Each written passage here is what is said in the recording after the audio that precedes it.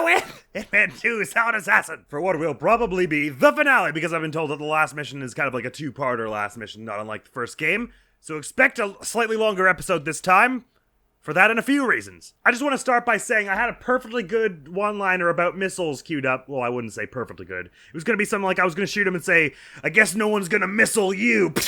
But I completely forgot about it when everyone started panicking, and then there was the person in the orange clothes there, and then I shot it and I had to run, so I didn't get to use it. Anyway, what's next? Are we going back to Sicily? This is BBK News, live from Hospital Island in the remote Punjab region of India. A place of serenity and peace. Until the killer seems to have fled. Investigation of several brutal deaths inside a local cult has led to the discovery of a number of nuclear missiles. Oh, good, they captured them. The helicopter in which they were found is directly linked to the Russian crime lord Sergei Savarotko. So you'll be Jegorov's brother, because Jegorov was a pen name, like an alias. Everyone who knows was killed. Those three guys in St. Petersburg, dead. Zipmaster dead. Nobody knows. I made sure, что за хуйня. That is true. But what if the guy you were using knows? Oh, какая жопа, you're right. He is the risk we have to eliminate. I get that Peter Gnoni for this. How do we kill him? He is like призрак. Don't you worry. I know exactly who we need and how to handle this. I don't like the sound of that, but I'm assuming you're getting at the 47 lookalike. Thinking about the same man as I am, then you're brilliant. God. What? Subtitles just said "God damn," but he like blatantly. Anyway. Oh my! So they're now out specifically to kill me. Well, I better have my sword handy then. Shame I didn't get to bring that scalpel back. Well, if they're gonna come over here, I'm gonna need my. Nope, not them. I'm gonna be needing my handy, trusty Baller's SD. And of course the sawn-off shotgun, which can be easily concealed. I just put that away there, load up on all the ammo I can. Wow, those shotgun shells are just like not even remotely touching the ground. Interesting, so it was not, in fact, them who, the North American dude and Sergei, I forgot the last name already, who was Jegorov's brother. And Jegorov was only ever a fake name for the other dude whose real name I forget. It was not, in fact, them who had access to the 47 lookalike, which makes perfect sense because the 47 lookalike hijacked the Russian plane, helicopter rather. So surely the Indian cult was the one who had access to them the whole time. That may just make sense. And I'm pretty sure it was the 47 lookalike who showed up to shoot me right at the end of the previous mission, which is interesting. So I wonder if maybe that's why why some of the guards didn't think I was so strange looking from afar, because they know there's someone who looks a lot like this walking around. So just before we head onto the laptop and get ready to start with our last mission, where I presume they're going to send Bizarro 47 after me. Let's just have one last look around some of the locked rooms in this place and see if mayhaps, they're finally open. I kind of doubt it.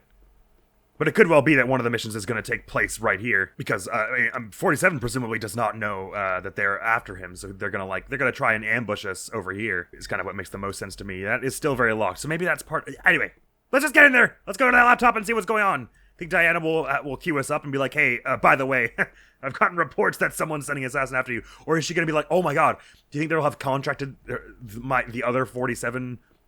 Is he also an agent for the ICA and they're going to like contract him through the ICA to kill me? And so Diana's going to be like, watch out.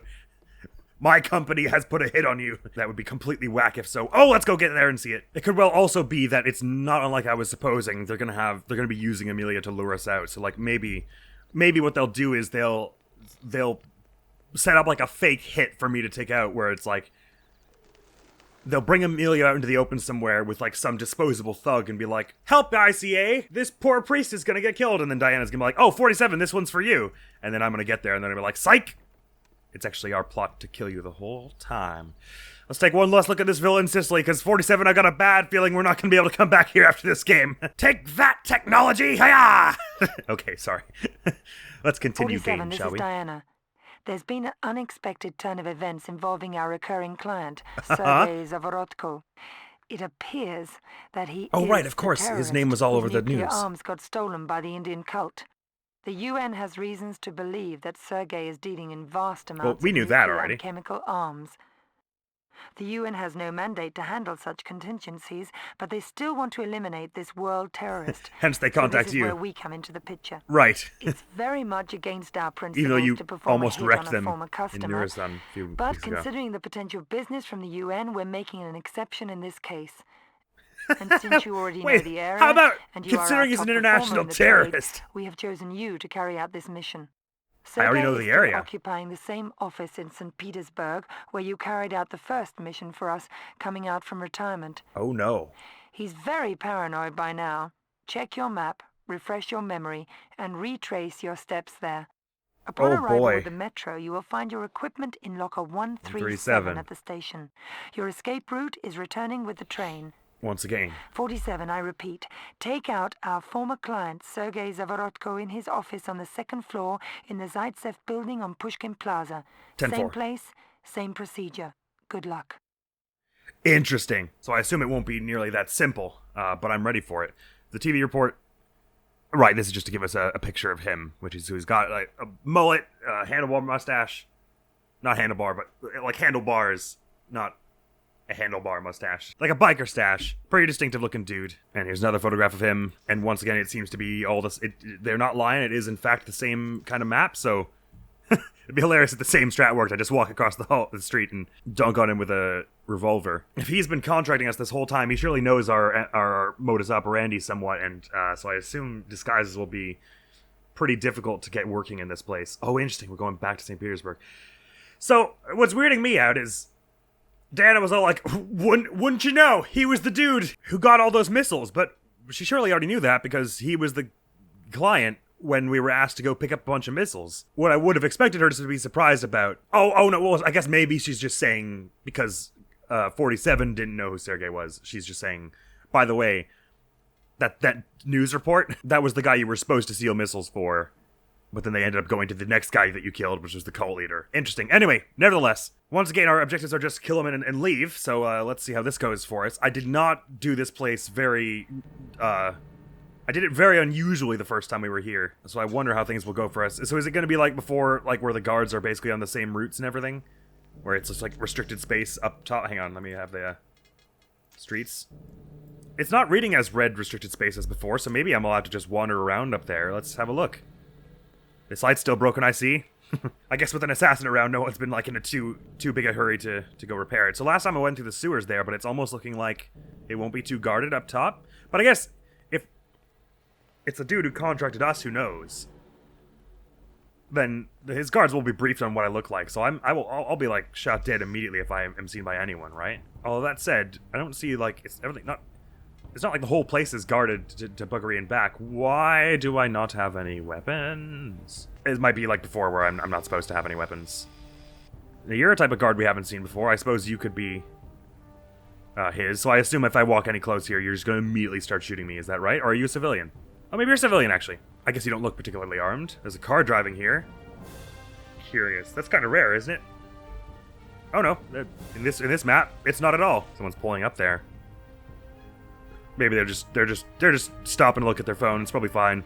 Well, it's 2002. They probably weren't looking at their phone. But anyway, let's jog on over that building and see what's what, shall we? It's kind of starting to feel like, because we figure this is some kind of setup from Sergei. You know, dramatic irony. We know that, and 47 probably doesn't. What the heck is going on there? Nice tracksuit, I guess. You look a little out of place. Hang on, there's another one over there. Place is a lot more populated with civilians than last time, I guess, because there's no big public meeting around here. Anyway, point being, I'm starting to get the sense I'll be allowed to walk right in through the front door, and it'll just simply be... Oh, never mind. There's the 47 look like. Guards are alerted. I didn't even know there were any guards. 47 looked like it was sniping me through the window there. Okay, so I gotta be a little sneakier than I'm being. Right. So there you go. It was indeed a trap. He's trying to lure me near the building. So that Bizarro 47 could take me out. So let me try. There's an agency pickup way around that back of that building. So let me try and... Do you think he's good enough to snipe me from there? It looks like he's going to try. It looks like he's going to try. It looks like he's going to try. It looks an awful lot like he's going to try. Oh my god. You can see the glint of his rifle and everything. Just zigzag, zigzag. You never catch me when I zigzag like this, will ya? Ah, yes. Oh, wait. You maybe actually... Ow. St. Petersburg revisited. Yes, it seems like I just don't get a weapon selection from this. Oh, sorry. Locker 137. I didn't even check that this time. Because I was looking at the other pickup on the map. But yes, let's have a look. See? Because I suppose I could, like, reverse snipe him from up there, although that will probably cause a fuss. It said guards were alerted, but I didn't actually see anyone running around. So I'm assuming the only guards are going to be in that building, and it's not like before where, like, the entire ground space is restricted. So once again, it's a sniper. Check streets map for secondary pickup. Yes, I noticed. So no one's gonna like me carrying this in the open. So maybe I should try the sewers again. But like I'm not gonna. It's not silenced, so that can only help so much. But maybe if I go through the sewers, I can get to an alternate entrance to the. Oh yeah, everyone hated that. But where are the guards? Like how long is it gonna take them to go alert them? I guess is my question. Actually, let me just try running out in the open for the moment. Oh, this is a very very neat mission so far. So 47. Bizarro 47 is just hanging out in a window there waiting to shoot me. So in theory, if he's always in that window, then if I come at it from a different angle, it should be easier to take him out. Because everyone here seems to be civilians, so even though running with a gun like this is extremely, extremely suspicious, it's like, who are they going to go alert? So in theory, I could even have a shot at the 47 lookalike from here. Well, I suppose it's an unnecessary kill, maybe, because I don't actually... It's not part of my mission objectives to kill him, is it? Oh, I'm probably going to have to do it at some point anyway. So yeah, there he is. So could I, like, just... creep around the corner and genuinely... Oh, you're looking at me! Hang on! I'll get you first! Why is it not shooting? Why is it not shooting? I don't have any ammo! I see. The secondary pickup is the ammo, is it? In that case, out of curiosity, before I go to the secondary pickup, is he programmed to just automatically insta-shot me if I just sprint up to the door? Because it took him a fair while to actually shoot me to death before. So what if I just, like, kick down the front door? Oh, this is so neat going back to a map we already played. Is this the first time that's happened in the series so far? I think. Well, unless you count the asylum in Romania, because we were in the same building, but not in the exact same spot, I think. As in, like, the training mission takes place in that same Romanian lab, I think. So I'm just gonna fully try sprinting up to the front door this time. I assume he just, like, shoots you dead and there's nothing you can do about it. Oh, well, if I do this, maybe. How allowed in the front door am I, is the other question I have. Somewhat, but I assume he's gonna, like, barrel down the stairs and just start riddling me with bullets at some point, right? Oh yeah, that's... And I don't have a gun. Alright, listen to you. You're getting fiber wired. I'll get to your back, don't think I won't. I am a master assassin. Years of training and genetic experiments resulted in my mastery of the killing arts. So you just get over here and it'll all be over soon. That's right. Get strangled, punk. Get strangled. Get heckin' choked, nerd. Get. Why are you so hard to strangle? Oh my god, there were so many. Oh, those are guards. I see, they're all just the guards. Were they all 47 lookalikes, or was that my imagination? Oh gosh. So I see why we'd want the sniper, because it seems like we don't want to set foot in that building. Man's just holed himself up with a bunch of 47s, but they said he was going to be in the same room as the last time, right? Which you would think it would be weird that he would hang out in the particular room that we had access to last time very easily, rather than one of the rooms that does not have a window to it. If there are such things, which I assume there are. So either he's doing that just to try and lull us into a false sense of security because it's something we've done before, or he's really weirdly overconfident. But this time, let me go try and just snag the sniper ammo and then just see about if it's possible to shoot Sergei through the window. I'm going to assume that as soon as the guards are alerted, which is all the 47s inside, that Sergei gets away from the window, I mean. That seems to make sense to me. So if I run along the river the whole time, do you reckon maybe the sniper 47 in the window won't be able to take a shot at me? So I guess they genuinely just, like, they busted into the... Well, but it was Sergei and the North American dude who we saw found the Romanian lab in the opening movie. So I don't know how the Indian cult got a hold of one of the 47 lookalikes. Yeah, so the sniper doesn't even try and shoot me if I'm over here. Of course, I'm causing a complete panic with all the civilians, but who are they gonna call? Ghostbusters? No way. Sorry to scare you. Nice tracksuit. God, that was so intense the first time I just saw 47, the other 47 come to the window like that. It's nice that they got to use this map in a unique, different... I didn't know you would be there. Oh boy. Alright. Now, I know this worked perfectly last time. Oh, no, you're not... Wait, are you a 47 lookalike, or are you're just bald? That's not the same thing. But there was definitely a 47 lookalike on the loose. Sorry about it! Since I don't have an anesthetic, this is the only way I can do this now that I've been seen. I'm not expecting to win this time. Ideally, I would have done that without killing you. I just want to... I'm just playing this out to see what happens. If it's... I can generally just find some ammo and then shoot Sergei through the window. That's what I'm curious about. Because it should be that window there, right? But I don't see him. I'd have to probably get up to the apartment level. It says there should be some stuff for me around here. Ammo or something? You think hidden among these boxes? I mean, it has to be ammo, because we're otherwise I don't have any ammo. And yet, there's absolutely nothing here. Oh, here it is. Just beside the dumpster. Oh, there are a whole bunch more of you this way. Okay, so I could, the idea here is that you get into the apartment building, I think. Huh. Right, but obviously I've killed an enemy that I didn't need to, so I'd probably want to restart at this juncture, but just to play this out, is it as simple as Sergei is just standing in front of the window on the second floor here, like before? But it's just the guard detail that's all different. Oh wow, everyone's gonna come up here and shoot me before I get a chance to pick this lock, huh? Alright. Like, I don't see him there. Let me check the map of that place. It does say he's there. Like, standing over here-ish. Oh yeah, that's him. But is it really him, or is it like a dummy? Because it's not moving at all, right? I can't even hit it. It's not moving. Oh, I should be crouching. Sorry. I think it's a dummy or something. It's not even flinching when I'm shooting here. Oh, unless that glass is bulletproof or something stupid. That's surely just a trap, right? Because, like, it's not moving. This is kind of why I wanted to play it out, because I assumed there would be some funny business going on. Like, it's genuinely, there's no reaction from this at all. It's just a dummy, right? But there's a trap, in which case I don't really know what I'm meant to do with my mission. Unless they're just saying the glass is super crazy bulletproof. But I mean, it's not even like little bullet markings appearing on the window. Or any part of this building for some reason. Alright, color me confused, because the map does say that's where he is. He's just standing there with his arms crossed looking kind of unimpressed. And this is doing nothing. So do I have to kill him from the inside? In which case, what the hell is the point of the sniper? And why don't I get to bring any weapons, also? Let me check the map for any other exclamation marks there, maybe? That would explain what in God's name is going on here. Also, it's weird that the guards, like, sort of lost me once I went into the building here. Everything about this mission is very strange so far. It's like they want me to walk in there, then some cutscene's gonna happen where it's gonna be like, haha, it's like he's not actually there. And 47's gonna be like, Diana, it's just a dummy, what do I do? But they, like, are fully setting this up for me to snipe it, so I don't understand why I would ever have gone in person to that room. But I may as well try it just to see if there is some cutscene, because it feels like this is like a setup for, you're supposed to walk up in there and be like, oh, there's like a little game board here. And this is just a very chic table. It looks like you're supposed to walk in there, and then, like, 47 will be like, it's no good, it's just a dummy, what do I do, 47? Then she'll be like, just get the hell out of there, it's clearly a trap. And then you run away. That's kind of what it feels like, right? Oh my god, this is a terribly creepy attic. I'm so glad I didn't go here the first time. Oh, this is the apartment loft. I thought the loft was, gonna count as, like, the roof. Not sure what being up here is about at all. But it sure is terrifying up here. Was that a bat? The hell was that noise?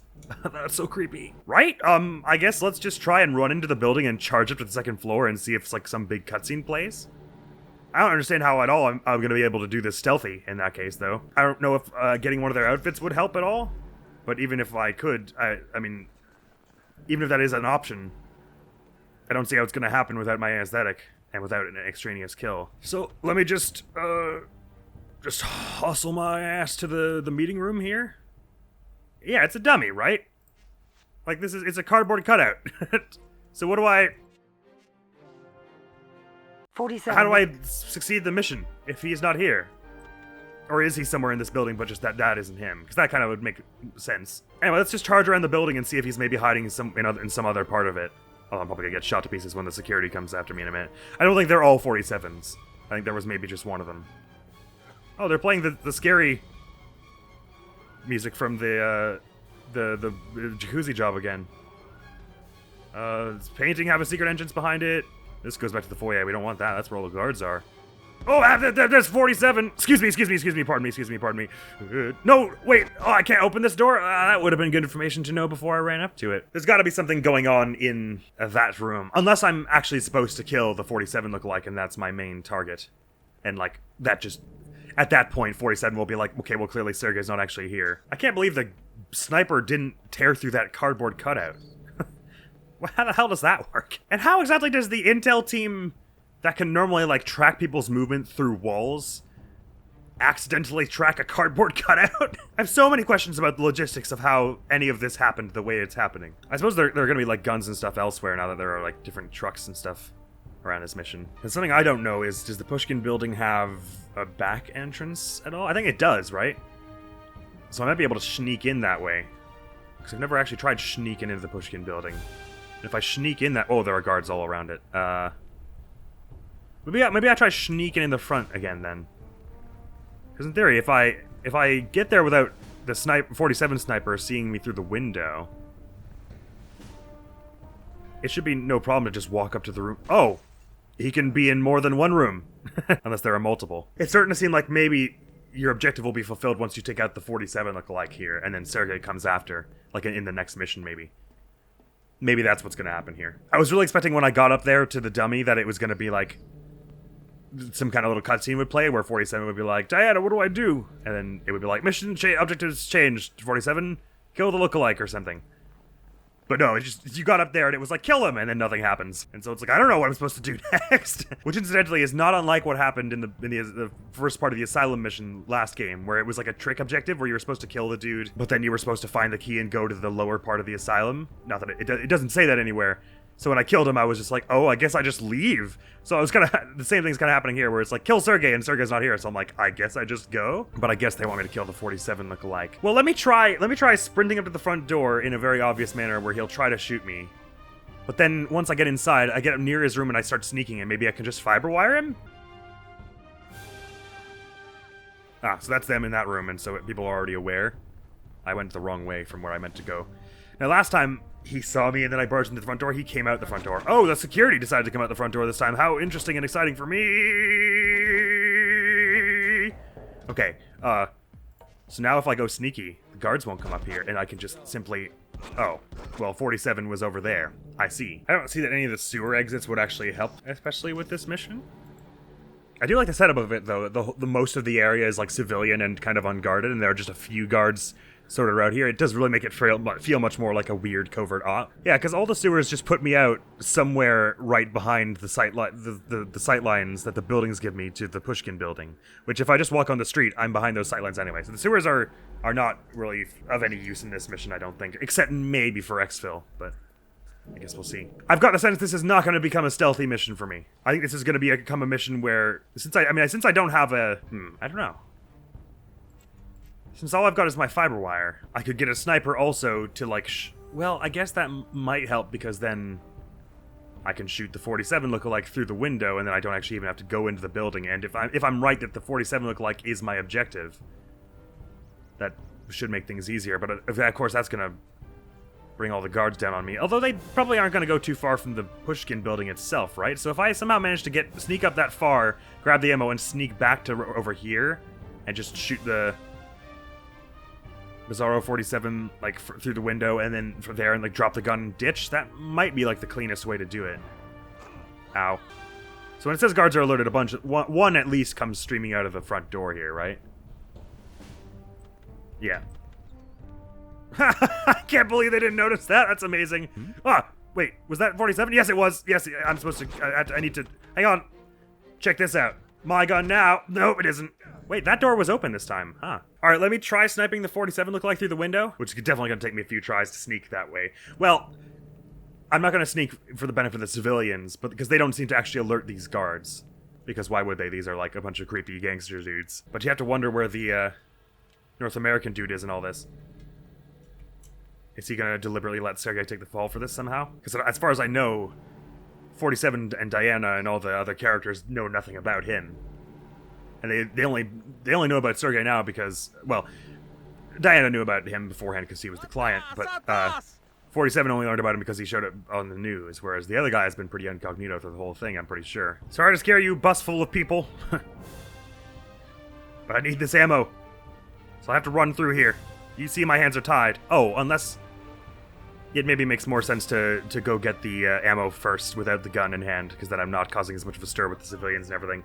Not again that they seem to do much. But if I got the ammo, then I could grab the sniper and just start taking the shot from, like, over here. So I'm going to try and play it full sneaky this time, because obviously social stealth is kind of out of the window without... Oh my god, you saw that so well! I guess I should have been crouching, really. If I ever do come back to this mission to try and get Silent Assassin and everything, I have no idea how I'll be able to do it on this one. Unless maybe you don't get ranked for this one. That would be nice. I would appreciate that.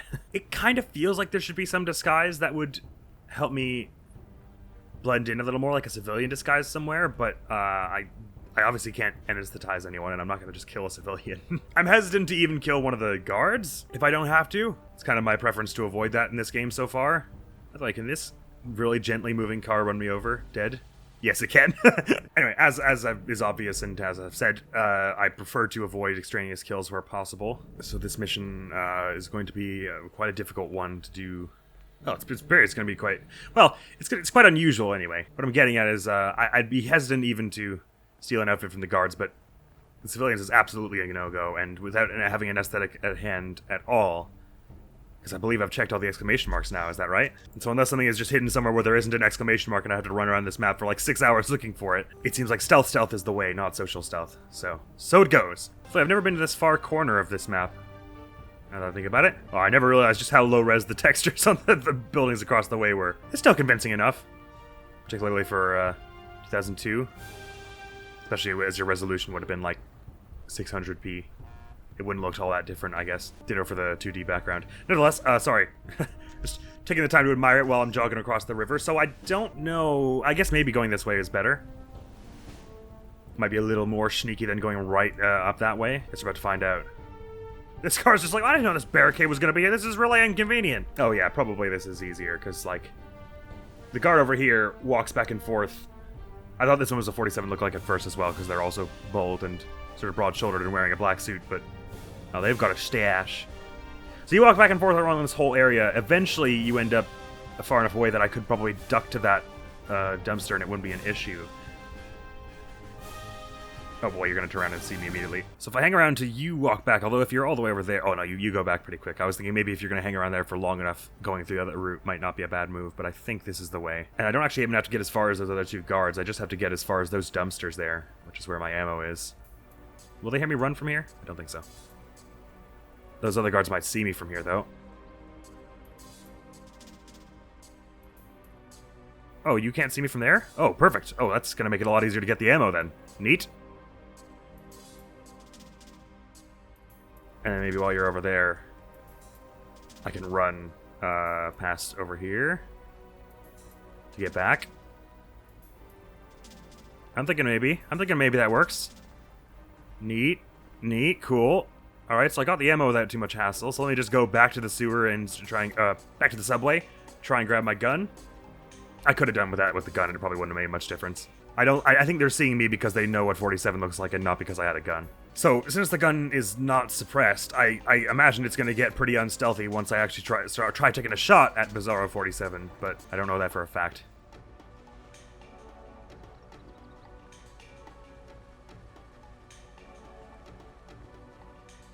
Sorry, what the hell did I just say? Did I just say I think it's going to get loud when I shoot him, but I don't know that for a fact? Of course I know that for a fact.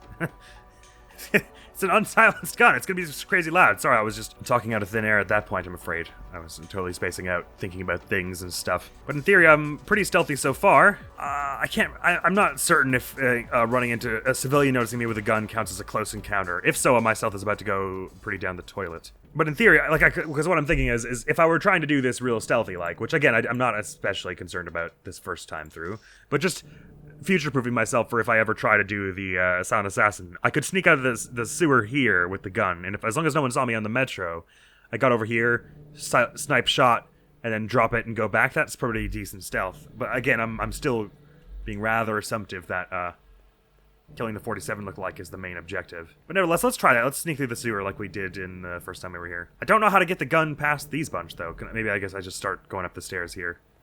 It seems like they're going to stand there. 18 shots. Come on now. Even me. It won't take me that many, right? Something, can I just, sneak over here and then... Because those civilians seem to just kind of be standing there. And then I can just... Maybe that was because I was running? I have no... I didn't think running made you easier to see. It doesn't matter. I thought it was more that it made you more suspicious and it made you easier to hear.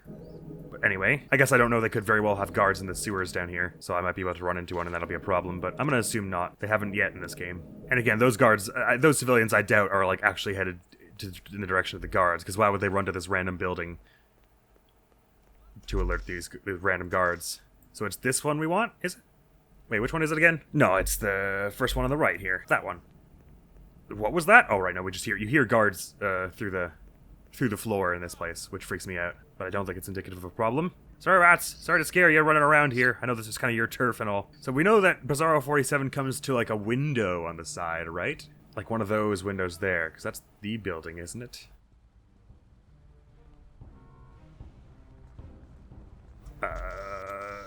Yeah, so if I... Oh, sorry, no, it's the building right in front of me here. I was looking at the blue one in the background. So in theory, if I can draw him to this window to shoot me right here, not many people will see that, and then it's reasonably stealthy, that, right?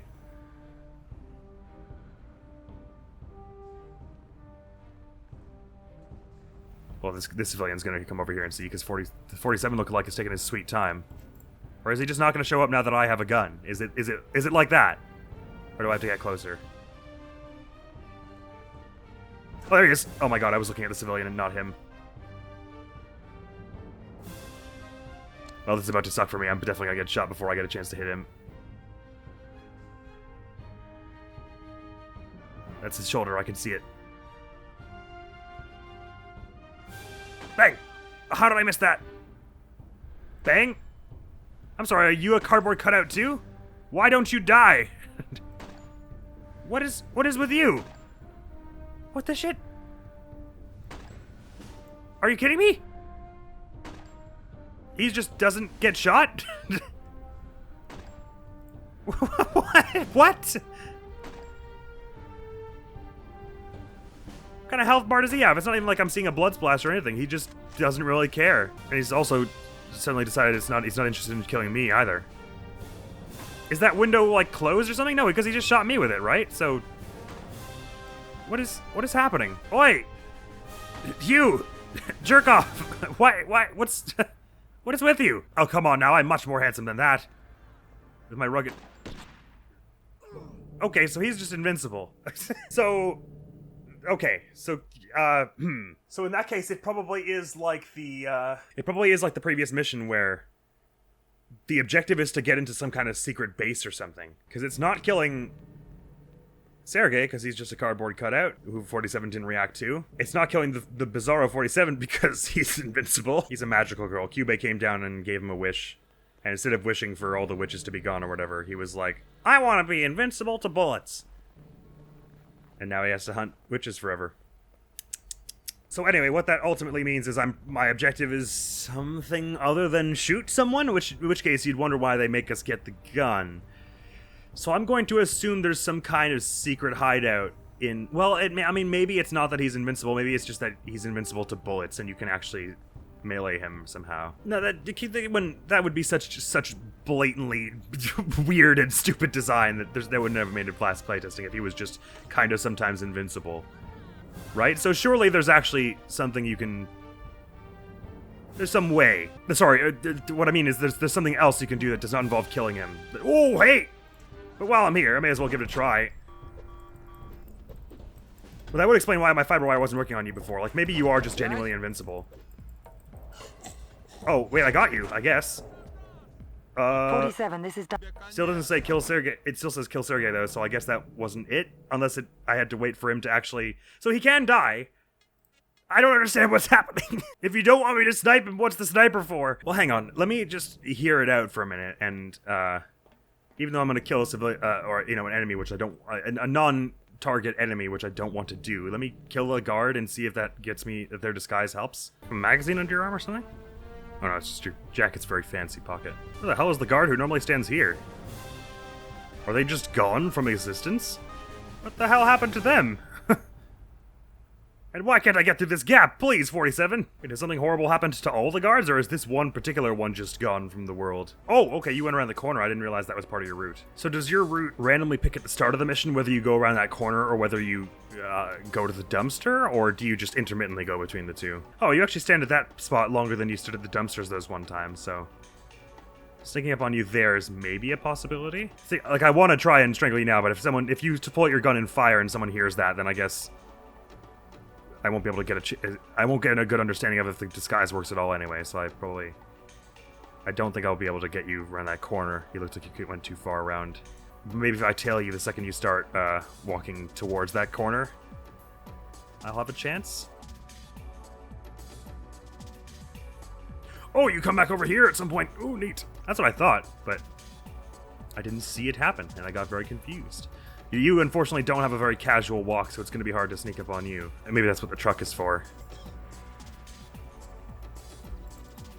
I'm going to start by luring your attention by sprinting here, and then as you turn around to go back about your route normally, I shall stranglify you. Oh my god, you did that in a way I didn't like. Yeah. What? Stop! Okay, no one noticed that because you didn't fire a gun. Good. Alright, and no one seems to come over here, so let's see if this disguise is worth anything whatsoever. I kind of assume not. At the very least, I assume the 47 lookalike won't be fooled. Let me test it out on one of these guards over here. You'd think it doesn't look all that different from my actual outfit, so you wouldn't think this would do too much, but maybe the shades? They all have shades. Is it a suspicion bar kind of outfit, or is it a all at once your toast outfit? And that one has a different outfit, so I don't know if one of them is like better for inside or something. Alright, it seems like this outfit helps somewhat. But I had to kill someone to get it. Yeah, I mean, at least from this distance, it's not bad. So let's try getting to the building that way. I assume the 47 lookalike is gonna know. There might be some anesthetic, like, lying somewhere, I suppose, but I didn't see any marked on my map. Moment of truth.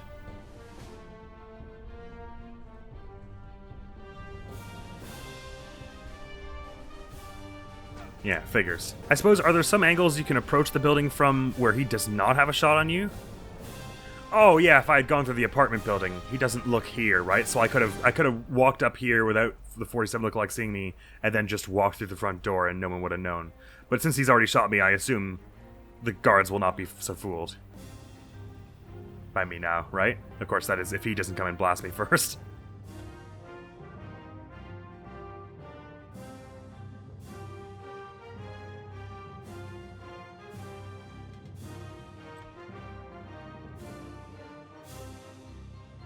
Although it kind of feels like he's still in this room, and all of a sudden, I guess because I have this disguise, things have calmed down. He didn't, like, alert anyone or something?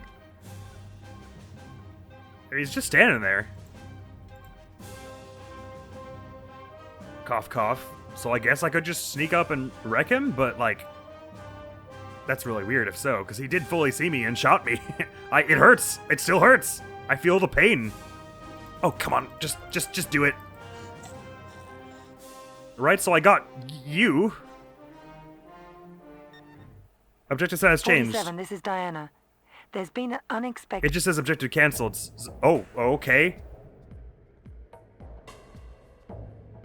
Another brother. Thought I killed all of you. So did I.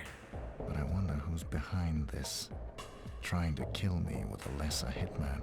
17? Do you have problem? 17. Report back. 17. Did he take the bait? What is it? 17. I probably sound the same, right? So he took the bait. Why? What do you need to know? I killed him. Sergei. 47's gone. 17 is gone. Oh god, no, why would you say that? This is 47. 47? But, You had your chance, Sergei. Now get off my back, or I'll slit your throat. there must be some misunderstanding. Both me and my friend Vittorio think so. You got Vittorio. Let's just say he is here for spiritual guidance. Sergei, you keep Vittorio out of this. Understand? Staging his own assassination. Double-crossing creep. So, okay, so now I'm just supposed to escape, but I'd rather do that without the extraneous kill. Why is this door open all of a sudden? I don't understand. Well, you know what? Okay, well let me try that again, because there's got to be some way to get in there. Once I got in there, it was cake to just walk up there and strangle him, even if he shoots me once before. So it kind of feels like I should be able to do this without killing that person and getting the outfit. That just made it easier to... Well, I say that made it easier to walk around, but actually, 17 still shot me and then just, like... it was fine. So I'm just gonna keep doing that until I manage to get up there. So, okay, so it is weird. You're meant to kill him, but he just is invincible from afar, it seems. Nevertheless, it's pretty neat, so it seems like all I have to do then is just, once I strangle him, I just leave, so I'm just gonna place a special emphasis on getting inside the building without any problems. But yeah, why do they give you a sniper if the sniper doesn't hit him? That's just to fool you into thinking you're supposed to kill Sergei? Well, he said Sergei, didn't he? Or Sergei, I can't remember how he pronounced it a moment ago, which I've never heard that pronounced that way, but maybe it is, right? I'm just trying to reason this out, because I think, logically speaking, the one building, the one window 17 won't be is the one with the dummy, right? But there's no way through there unless I actually go straight through the apartment building. And we're sure that if I creep beside this wall, it doesn't work, right? Like, even if I creep around this... Oh, unless... Well, maybe he'll, like, walk to the other window at some point. I was kind of assuming he just showed up at whatever window I was at, but maybe he actually does patrol between them. So what is it I did last time when I managed to get in there? Because I don't think the outfit... I'm actually not certain if the outfit was helping. Did the outfit somehow make it so that the gunshot... Did the outfit somehow make it so that the gunshot didn't alert the guards? Because that doesn't make sense. He still shot me, and loudly. Or was it just that when the gunshot happens, some guards come to investigate, and if I look funny... Like, if I don't have an outfit, it's bad for me. I don't understand really what happened. So I'm gonna try and just... When he looks right there... So he shot the window out. But this is what happened last time, and I was still able to just walk in there. So maybe if you just brute force it, eventually the guards will kind of just capitulate and work the way you're hoping for. Because last time the way it was he shot, and it was really loud, and I just was able to just kind of walk up casually, and he was still standing there. And it was easy to strangulify him. It seemed like that's going to happen again. Okay, so there was one of those other times where he shot me and then it was bad for me, where apparently not how it usually works. Apparently if he only gets that one shot off, it's kind of totally fine. And easy to strangulify him. Right, so I was right like the second time or whatever. It is in fact that you're supposed to kill this guy and then mission's complete, so... That makes things easier, because then the guards should have no idea anything's going on if they didn't already, so I should be able to just leave, right? One heck of a sniper rifle, though. And we skip this. But the little, like, image of the bells behind 47 last time kind of makes it sound like we are gonna have to head back to the monastery now. And this is just the beginning of this whole mission. Which now that I actually completed it, even though that took me an hour, the actual clear of it is pretty straightforward. You don't have to do a whole lot to win this mission. Oh, unless the guards suddenly spawn outside. Yeah, that could be an issue, couldn't it? It's fine, I'm gonna leave! Well, okay, I didn't know they were gonna... Why the hell were they there? Anyway, let's try that again. Just hope that person doesn't just show up there for no reason. They're not usually out there, are they? Maybe they came to investigate the gunshot that happened, like, 8 years ago. And they would eventually move on. Guards, the whole AI of this map is extremely strange. I wouldn't say the strangest we've encountered so far, but it's certainly abnormal. Everyone's just a little weird here in St. Petersburg today. Actually, the civilians are acting pretty normal, I would say. I vibe with them, they're right on. I would also probably start sprinting in the other direction if I saw someone just carrying a sniper rifle in one hand jogging through the streets. So I guess the reason you're not allowed to kill them from afar is because they want the cool cutscene where 47 walks over and picks up his earpiece. You know what? I think I would have been able to suspend my disbelief that 47 snuck in and got the earpiece even if I shot him from afar. Well, it doesn't even actually... You could have just had it so that you have to actually walk up to confirm the kill and then he does that, but... You're still able to kill him from afar. It seems like if he only fires one shot, it doesn't cause as much of a stir, and he doesn't, actually, go running down to get you, like he does other times. Although I could have sworn he had some kind of handgun on him, and it's weird that doesn't drop when you kill him. Anyway, skip. Oh, sorry. It happens in a minute. Skip. Good. Oh, I guess I could take his outfit. That might help. Because I look exactly the same as him. That should help me leave, right? Yeah. Damn. 47 and 17 are chiseled. Anyway, I guess I could have guessed that. We saw him shirtless last game, didn't we? In the swimsuit, in the back. But this outfit should, I look exactly like 17, right? So this outfit should work a treat. Even if there's a guard suddenly over here. Yes, better go and have a look. Oh, but if they find his body, then it won't work so well anymore. But I should be long gone by that point. Yes, just going to say hi to the boss, in the place that he is, which, could you remind me where that is? It's in Sicily, right? He's in the monastery in Sicily? I just want to make sure I know where he is. They found the corpse of Mr. 17. It's time for me to leave. Wait, how do they know it was him? Oh, I guess the barcode on the back of the head. Man, probably mention this. They're looking for a suspicious clone. Well, the fools will be so sorry to have missed me, won't they? When I slip into this little subway station here. I have no idea what my stealth rating will be like for this, considering 17 did 100% see me. Alright, time to leave, time to go, time to flee! They're on the lookout for a suspicious clone, but they're not going to check the subway of all places first, right? And least of all the sewers. So oh, it's just the voices down here always scare me. Seemingly yet another mission where, things fluked out in an unusual way the first few times, so I, like, assumed things. I was like, okay, so if 17 shoots you, then all the guards know where you are, when that is actually not how it works in the slightest. He can shoot you once and it's totally fine, and he doesn't even come down. He doesn't even know he shot you. So that was a misconception I held way earlier on. Why? Okay, not that way, I guess. Damn, how long have you been there? I'm lucky I noticed you before I just charged over there. I guess we'll go out some other way. What the hell? Or wait, did they... Well, if they found the course of Mr. 17, I guess I don't pass anymore, except they're not, like, immediately alerting me. Unless it's only the people around... Okay, now they know. I don't know why I thought that was... I don't know why that worked as long as it did. Everyone else's eyesight had been so much better. Okay, so they immediately block off all the sewers, so I guess I should have just run? Because they're not in the sewers beforehand, right? Damn. Well, that won't have been good for my stealth anyway. But who cares? If we can get out, that's good enough for me. If we're taking down Sergei next, then what does it matter if a few guards see you here and there?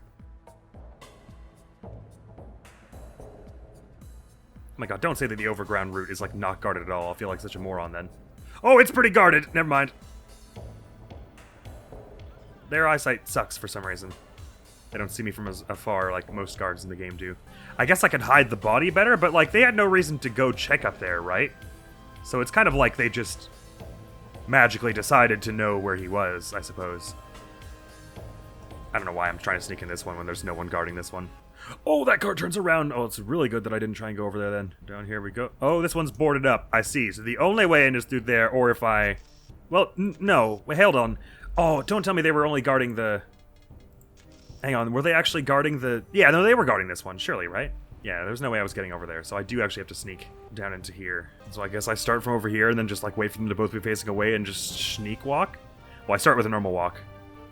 And I sneak walk when we get close. I don't feel like I'm gonna have enough time. That person's gonna turn around, like, immediately, right? Ooh. Yeah, they see that immediately. Never mind, forget it, forget it! I'm going, forget it, I'm going! Oh, wow. So many people show up there at that point. Is there any better place I can hide 17's body? Is that really, like... It feels like they're making this up as they go along. They're like, alright, and then he sees you, and then, oh, you can't shoot him from there. No, it's like playing with a DM who didn't prep the session. And you can, oh no, you can melee attack him, of course, from up there. Oh, and so amazing cutscene plays with the story. Oh, okay, now you gotta leave. Oh, well, everyone knows he's dead, of course. Why would they not know he's dead? You strangled him silently from behind in a room with no one else. Of course they know he's dead. This is just very strange, the way this mission is playing out. Where the hell did all those guards come from in the sewers anyway? There are like 3 guards on this whole map, and there were like 20 down there. It's like they all just materialize the second they find 17's dead.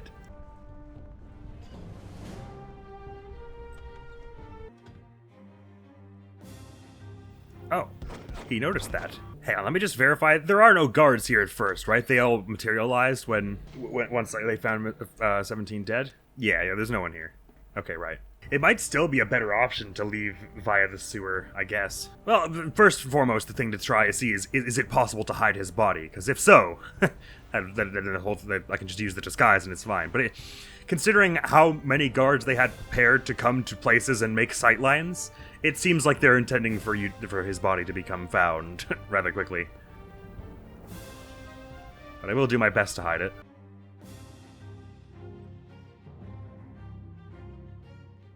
There's no way he saw me there, right?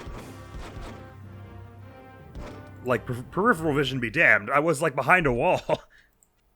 Why, we didn't have anywhere near this much trouble with this a minute ago. What the hell's going on? There's no way I was lucky, like, the 4 times in a row that I got that. Because he's looking left and right, like, a little bit. Well, I suppose I may as well just try and find a point where he's not looking. I'm not sure. I don't really understand what's going on. But we're near the end of the game, and that doesn't seem to be changing. I don't think I'm just not going to understand what's going on the majority of the time I'm playing this video game, which is okay. I'm still having fun. I don't really get a strong sense of which way he's looking from. Why? This didn't happen before, that he just suddenly runs towards the door and opens it. So it wasn't even that he was seeing or hearing me. I did not mean to open it that way. Why does it just change? What happens? Oh, it's not because I ran into the front door rather than walk, is it? Because all the times, now I'm thinking of it, all the times that he didn't immediately do that, I walked through the front door rather than Ryan. Maybe that plays a part, because he can probably hear you running, because you run pretty close to that room when you get to when you enter through the front door. The front door is quite close to that second floor room. I don't know, man. I don't know what it makes it. It's that once you sneak up to the outside of his room, he drops his sniper and sprints over to the door. Because it didn't happen the first bunch of times. Oh, I'm gonna miss this game and its strangeness when it's over. There's just never a dull moment. So we're about to find out if he just runs in and pushes this door open regardless. At this point. You know, I think it's because I ran through the front door. Somehow that makes him, like, more anxious. And then he, like, starts kicking open this door. I guess because he knows you're coming in. That sort of makes sense, but you'd think he would know that anyway, considering, you know, like, he just saw you and shot you, and then you were, like, heading towards the door at that point. Okay, so this door is, for some reason, not locked all of a sudden, like it was the first few times we did this. I'm gonna try that again, a little better, and I'm gonna try and hide him in that room, just hoping that does something. Okay, sorry, I forgot the cutscene doesn't happen yet. Cutscene, and then take clothes, and then drag through door into here. Such hide, very hidden. Good. Let's hope that works. Nope, drop body now, please. And it's the guards at this point, they just start charging in here and coming up investigating for him. So I suppose they'll eventually find that body, but maybe it'll happen a little later on. I'm not sure. Oh, hi, excuse me. I'm just gonna even just run at this point. They don't seem to care. I'm 17, I can do whatever I want. I assume they just, like, find the body automatically. It doesn't matter what you do, but I hit it. I tried hiding it. Yeah, they found out assassin. Yeah, I mean, that happened so fast. Too fast for it to not be scripted, so. At this point, a bunch of guards just start showing up, but maybe if you're fast enough, they don't, like, all show up immediately and you can get down to the subway. Because I don't see them now. But I also don't know where they come from. Do they come from the building? And to guard this place? Or do they come out of the sewer? Like, I don't know where they spawn from. But there they are. They got here before I did, so clearly they just, like, show up, right? So they want me to go through the sewer. I get that. I think. But then what? It didn't seem like there was a way to get through the sewer once you were down here. It seemed like a pretty hard wall of just, like, 2 or 3 of them just standing there looking at the path, so seems to be blocked off also. So I'm, like, at the farthest away point from my objective. And are there guards just... I mean, they're just hanging out wherever. So there's no way this will work. I don't think. Well, I suppose if I had a guard's outfit, again... Because looking for a suspicious clone, they're already instantly suspicious of me in my normal outfit, and now that they know 17's dead, they're suspicious of me in this outfit. Maybe a guard's outfit would work alright, but I don't know how to do that non-lethally here. Let me check this other sewer entrance from the street here, because it had no function whatsoever in the first time we were here. So maybe its use is now. This is like the best way to go in the sewer, but I was pretty sure the route to the subway entrance of the sewer was completely guarded. In such a blocked off and completely inaccessible way that this was never going to work. It's if I don't get hit by a car trying to go down here. So at least this is relatively unguarded, but there are guards patrolling in that, like, alleyway over here that might see me do this. Ladder, please, 47, not this again. This is a bad time for that, I gotta be honest. Okay, we're down here, which is right close to... Oh, that might be what these boxes are about. Somehow that helps us with what's upcoming. I'm not sure. No, because I doubt there are any guards going to come back here. Because on professional, you'd have no way of knowing that. So what we'd like to get is over here. Why can't we just leave in a speedboat again? I know, there's no dock around here. Trouble is, I'm pretty sure it's entirely guarded around here. Like, there's no way around that without killing them, right? So is it just non-lethal is just impossible in this mission? Because if so, why? Why wouldn't they just let me take my weapons? Let me try the other one. That would be extremely uncharacteristic of this game to just suddenly force you to have to either run through or kill people. There's no way to do it sneaky and non-lethal at the same time. That seems very unlike this game. So I'm assuming there's anesthetic somewhere. Or that it's bugged again and I was supposed to be able to use anesthetic, pick my weapons here. But I don't think that that's true because I've like reloaded the game several times and stuff, and it's never let me do it. So I assume I'm just not supposed to be able to. Maybe 17 had some anesthetics somewhere in that building, which I could steal a guard's outfit, but like there was nothing marked in there, right? No. Oh, the only thing that's marked is the Sergei cutout. I do love that it was a literal cardboard cutout of all like the modes of making a dummy person. It's like the least convincing one, and it still got me. Well, I mean, I was assuming it was a dummy after the first shot didn't work, and the fact that he wasn't moving and stuff. But I totally believed that it looked like Sergei, so I thought it was like a 3D stuffed doll. Yeah, with all 4 of those guards there, you're not supposed to be... I mean, maybe you could sneak back around them, but they move around, right? If they didn't move and they just stood here forever, then sure, you could sneak around back way. But they do walk eventually, right? So we try the sewer, I guess? Except they're not walking now. Why aren't they moving now? Oh, the one on the left is frozen. So maybe I could go there? Well, let's just have a look at this. Well, actually, this is so tantalizing, because, like, what if it doesn't stay this way? Because the way it is right now, I could literally just sneak walk up and around them. I've got a bad feeling it'll be like another one of those guards in Malaysia Mission 1, where they, like, snap back into action the second I get close, but currently this one on the left looks like frozen. And for some reason, that means that the one on the right is also not walking around like they used to.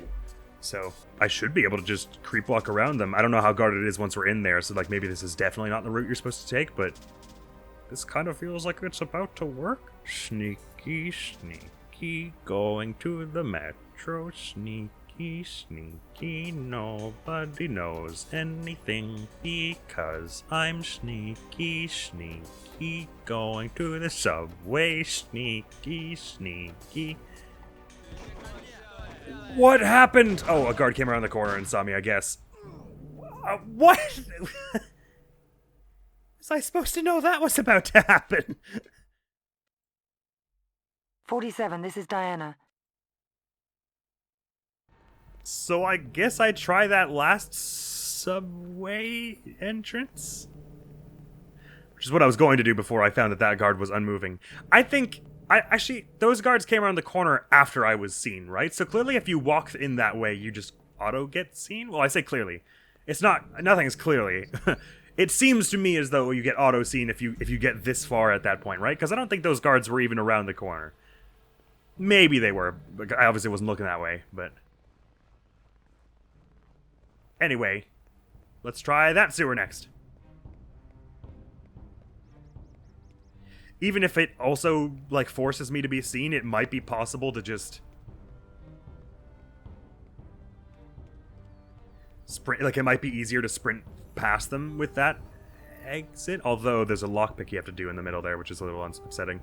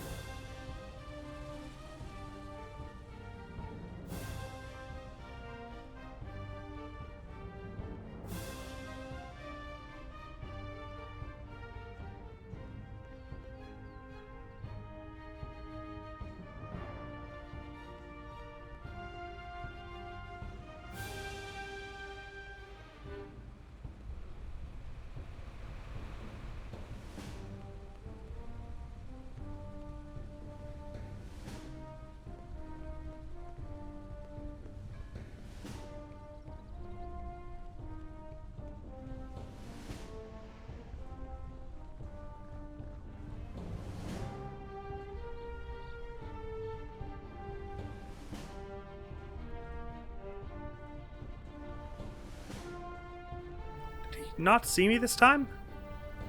Was he just not in that window? What the hell? What is happening? They're reprogramming the mission as I'm playing it.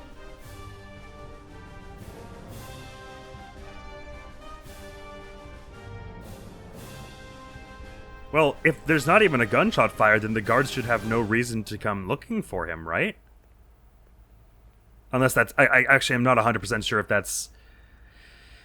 Well, it's probably scripted to happen, because you would think it would happen as soon as the gunshot happened if it was just them reacting to the gunshot as a normal guard would. So I assume it's scripted to happen, but maybe is it scripted to happen only if there is a gunshot fired? Oh, he was over here this time. Like, they're only scripted to come investigate for him, looking for his body, if he actually got the chance to fire off a gunshot, and if he didn't, then they never come up looking for him? I assume not. I assume they just magically know. But it would be neat if they didn't.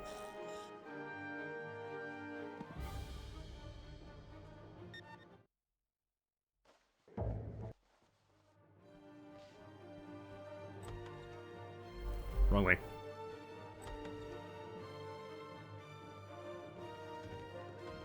I mean, yeah, they're running around looking for him and stuff. I don't really understand why.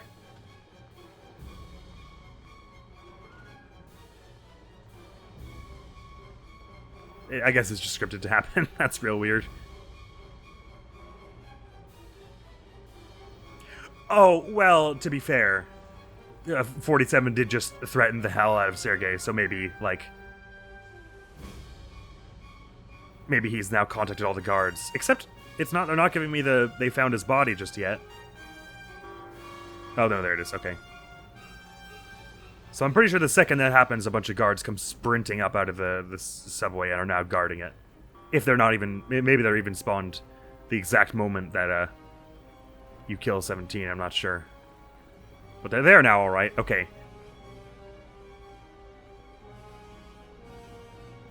"47, why would you not just use 17? Because your voice is surely the same as 17's. Why would you not just say... Don't worry, I got 47. I'm coming back now." That's what it's called. Gone so much smoother. Maybe their voices are different. I'm not sure. This truck here almost makes it seem like there should be a guard hanging around here somewhere, right? But I don't see one. The horror music is very appropriate for this whole scene. I'm terrified. And very confused. This is my confused face.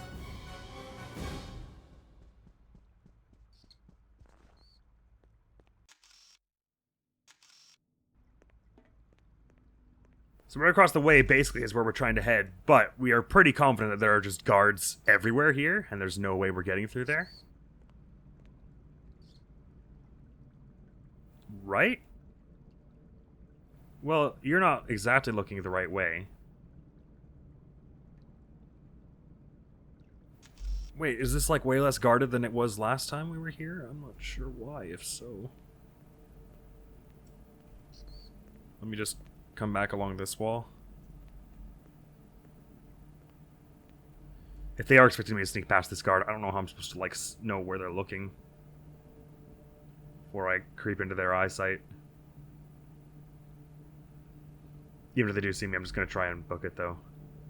So how do they look around? They look around, like, right and a bit to the right, and they kind of lean and look right, and then maybe a bit left, and then left again, and then look forward.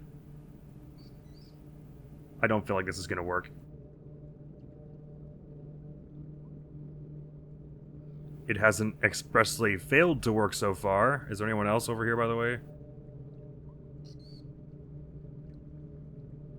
Not apparently. Wait, so this is like way less guarded all of a sudden? And they're all looking... I feel like the first time we came through here, they were looking this way, and that's why I backed out of it, right? I don't understand why things have unfolded the way they have, but it looks like we're going to get away with this just about. Except we don't know how many guards are in between here and the metro, the actual exit, I guess, but... This is a very weird mission. I'm afraid, and everything changes. No one tells me anything. I should be able to walk here now. And there are no guards, like, right around this bridge, so we can cross this and... get through. I probably don't even have to crouch walk through this next bit, because I think I can get to the entrance there without being in walking earshot. Oh my god, why do they look over here like that? That was so uncomfortable. I can run a little bit, actually. Okay, good. So far. Now we get to the thing we have to lockpick. With no one chasing us, that shouldn't be a problem. I just heard a cough, though, so there are going to be guards in here, are there? I don't know what to do about all this.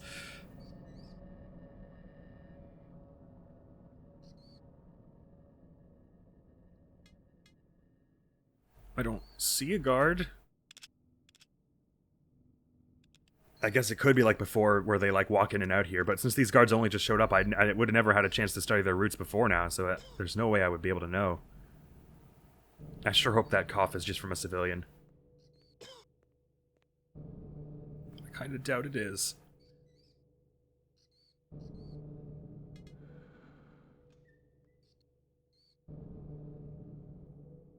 No one be here, please. Please, everyone, just calm down. There doesn't need to be a problem, I just want my train. The coughing sounded like it was coming from up here, so I'm expecting there to be guards up here. We still have a ways left to go. Oh, gosh. I just know someone's gonna come blasting around the corner with a shotgun the second I creep up here. How was I to know you were there? If that was just luck, how was I to know? How was I to know? Oh, and I can't see down here either. How am I to know? How am I to know? I have no way of knowing if there's anyone down here. This is so upsetting for me. Surely they wouldn't put any guards right around the actual exit point itself. Surely I'm home free now. Surely. Surely, surely, surely. Let's just run around this corner a little bit. Put a bit of move on. Oh. I don't know. I don't know if the things I'm saying are true. Screw it! Oh! Okay, that... Mission accomplished! Enemies killed 1! They're counting, 17, I guess? But he was... necessary. Anyway, I got a silent assassin on that one. I wish they explained all of that better. Like, I get wanting to have a nice twist mission, but, well, that's something I'll be able to get to in this very episode with the endgame review, but there is just this weird lack of feedback with certain parts of this game where, like, the only way to know that they automatically go and find 17 regardless of where you put him, which I'm pretty sure is true from the few times I tried hiding him, the only way to know is to have gotten that far in the mission, like, a handful of times to be sure it works that way. It seems weird they wouldn't just say, like, just have Diana come onto the radio and say, 47, did you just threaten Sergei? That wasn't very bright. They're definitely going to go check the building for 17 now, and they will definitely find him, so you should get out of there. Like, just some little line to let you know what's happening, so that you're not, like, wasting time trying to hide the body or using his disguise or whatever. Well, I mean, using his disguise overall wasn't a waste of time. It gets you some clearance out of the building, but, like, like, for instance, in India Mission 1. It's Mission 1, right? Where you're in the marketplace with the assassins coming after you. After you kill the 2 assassins, it says, warning, more assassins have entered the village. You need to get out. Just something little like that, just to let you know that guard routes have changed and there are more of them now.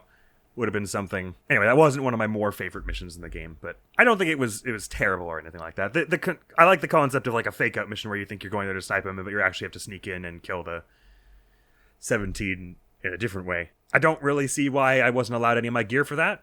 47 knew he had to go to St. Petersburg, right? And he like left Sicily to do so. So you would think I would have been allowed to bring my aesthetic, and that would have helped me get a guard's outfit, which would have made things easier on the exfil.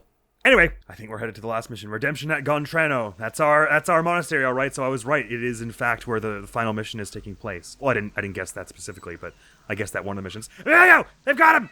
You bring him back, you smarmy git! Oh boy, is he gonna have guards with him, or is he here by himself? All I've got is my fiber wire, but I know where all my weapons are stored. Oh, you're not gonna know what hits you, pal. Oh my god, there are guards everywhere. I didn't know. Please tell me all my weapons are here. They are. Oh, I've got something special for you, Sergei. Hey, get away from here. A sword. Okay, let's try that again. He's definitely got to be in the locked room, right? The room that was locked the whole time. Okay, sorry, I didn't realize there were going to be guards here. Let's see about sneaking. If I can just sneak over there and get my katana, Sergei's toast. I should probably bring the ballers anyway, just to be safe, but if I can kill him with the katana, I absolutely want to. Alright, you heard that, but you're going to carry on your way there. Give me a perfect opportunity to sneak over to my weapons vault, and then they'll all see. Ho, ho, ho, ho, ho, ho, ho, ho. Don't see this. No, I didn't mean see like that. I meant you'll see what I'm plotting. Oh, wow, this door is much less 3D than one might have imagined initially. Clunk. I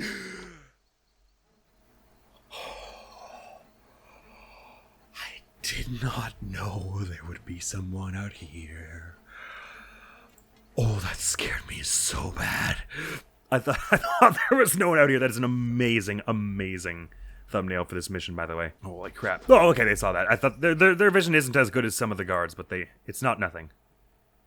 All right. Come on, we can do this now. Oh, kill all Sergei's bodyguards. I do have to kill them all? Oh, okay, well then fine. That makes this easier. I just happened to look at my mission objectives just then. If I want to sneak up behind them all and stealth them all, that makes this way easier. Well, sorry, punks, but it's the mission briefing. Has to be this way, it seems. Does this door go anywhere? I said I knew my way around this monastery, but I actually don't.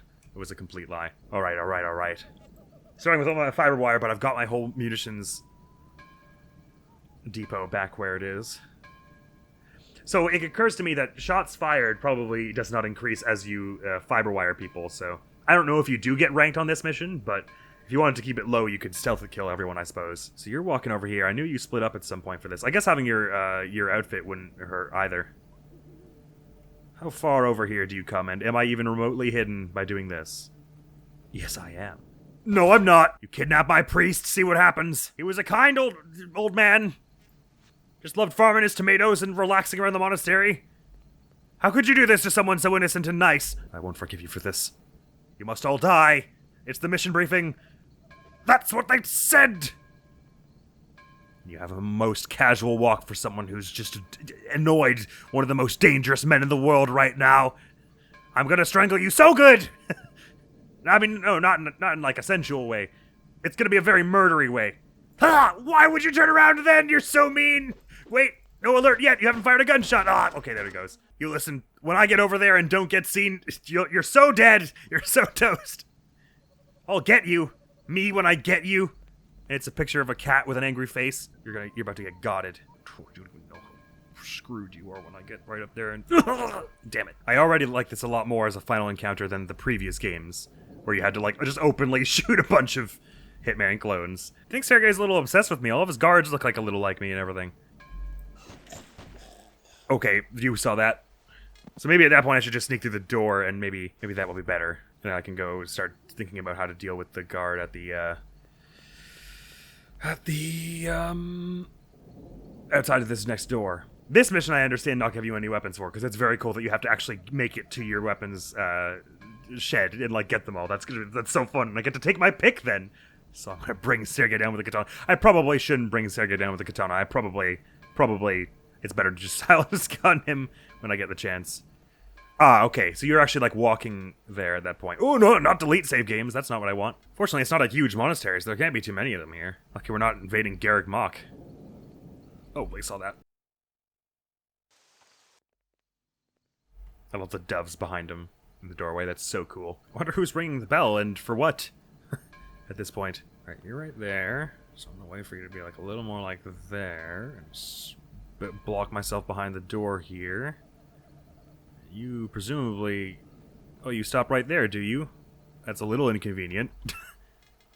I suppose I might be able to sneak over the edge at that point, though. And then once I've got my silenced guns, it's over for y'all. You'll wish you'd never kidnapped a nice dude who likes farming tomatoes. So they're kind of making it sound like maybe Sergei doesn't even spawn until all the bodyguards are history, because otherwise Sergei wouldn't be the last kill you got, and that wouldn't really feel right. So you get right over there and then turn around. So if I just hop down here, I guess they can hear me take fall damage sometimes, can't they?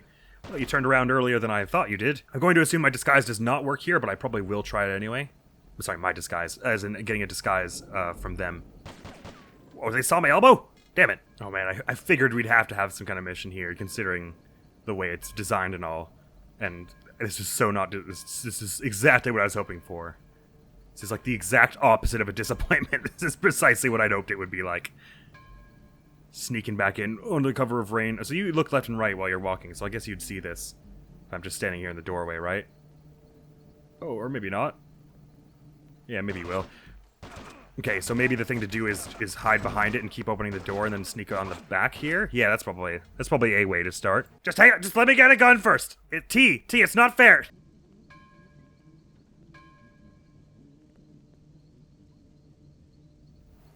I didn't see that, did you? Did they kill my pigs? What the hell have you done with my pigs? Oh my god, there's someone here. My beloved pigs. Those pigs were my best friends in the whole world. You dirty, dirty sneaks. When I very quietly get over here, you're so done. Do you understand me? No one knows. No one knows. Completely stealth. And then we know there's someone coming around this side, so maybe when they turn around, I can get them. When I get you, you'll be so gotten. I'll get you. Don't think I won't get you. That's right, turn around and start walking the other way now. How casual you are about breaking into this peaceful place, taking my peaceful pigs and my favorite priest. You think you can do this in my home? My home? How dare you? Also, nice outfit. Can I have it?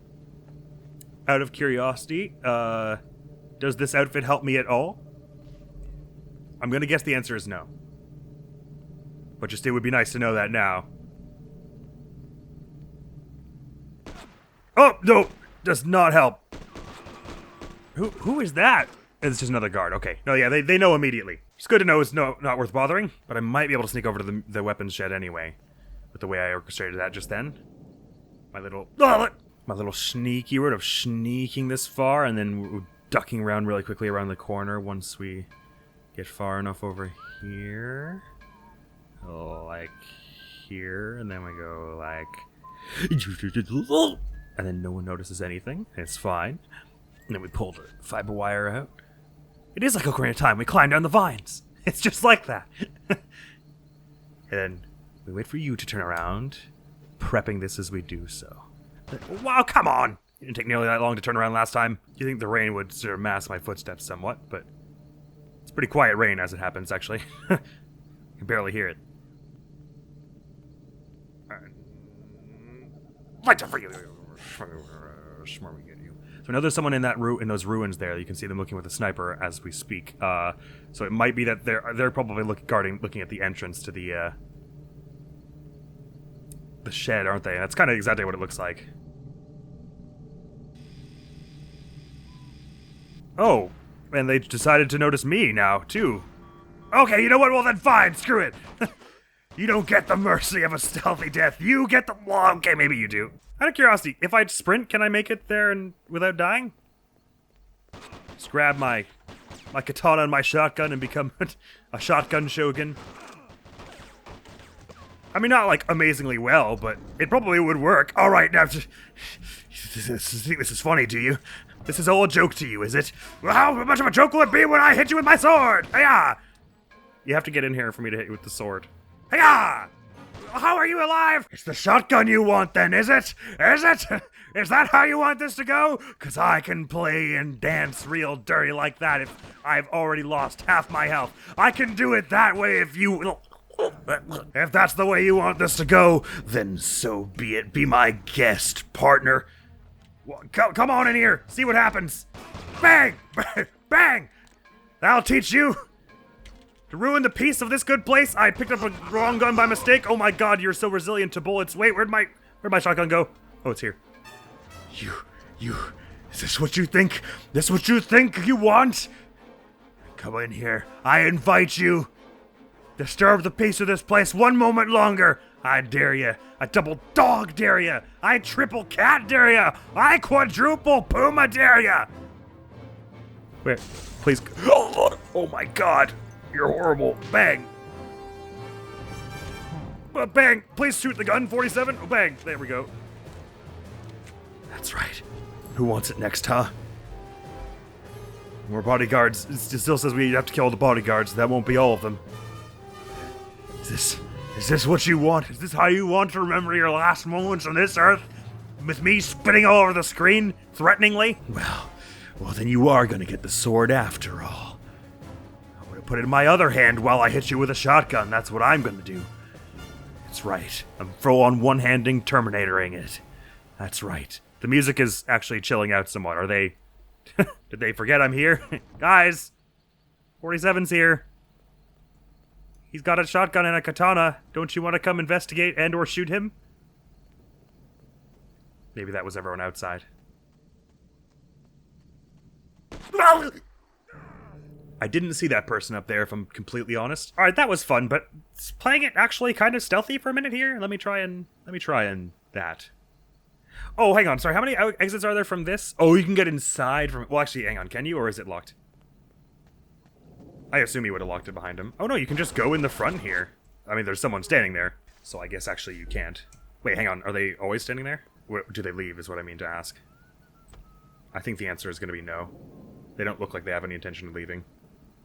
This looks very much like something you're supposed to sneak up on from the back. I don't think there's enough room for you to sneak around here to get to your munitions shed. Oh, by the way, I haven't actually looked at the map for any points of interest. I assume there's going to be... Oh, yeah. It even says...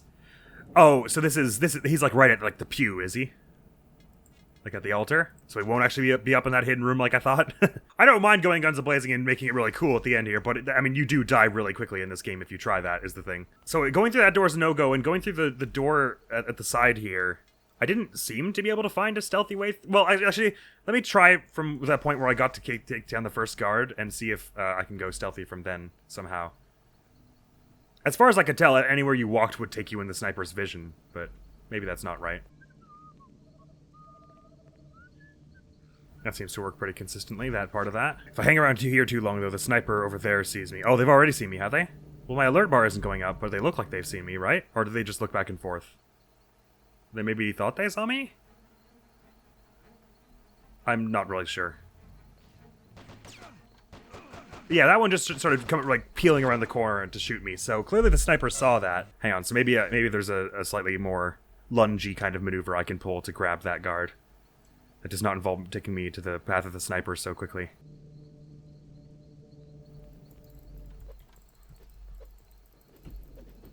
Just get them! Just get them! 47, just do it! Just get them. No. No. No.